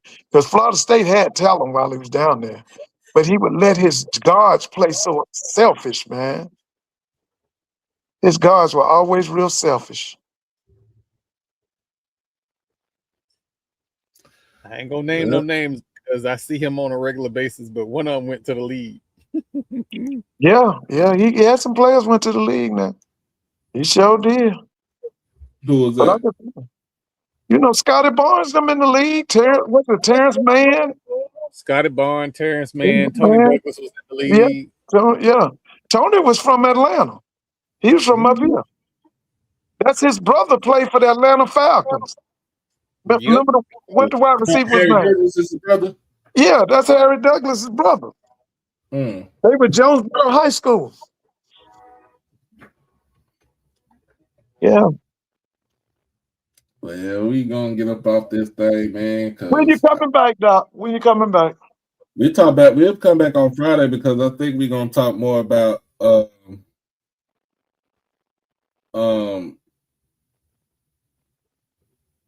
damn, I just had an idea in my head.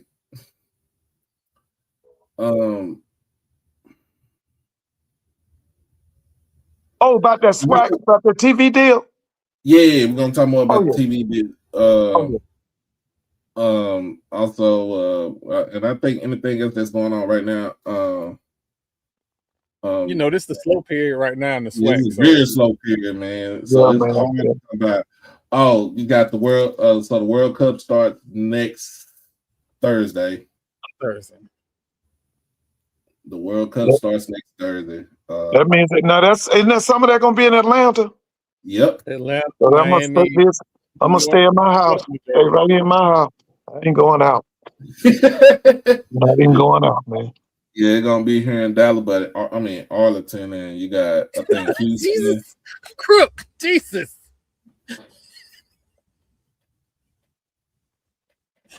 Hey man, pick a blue shirt. Oh wow. Oh wow. Hey, what Crook, how many games Southern gonna win, man? Bro, Crook, how many games Southern gonna win next year? And then we out of here. What do you say? He out.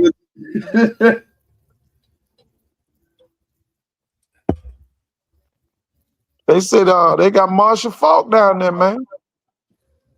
They got a Hall of Famer.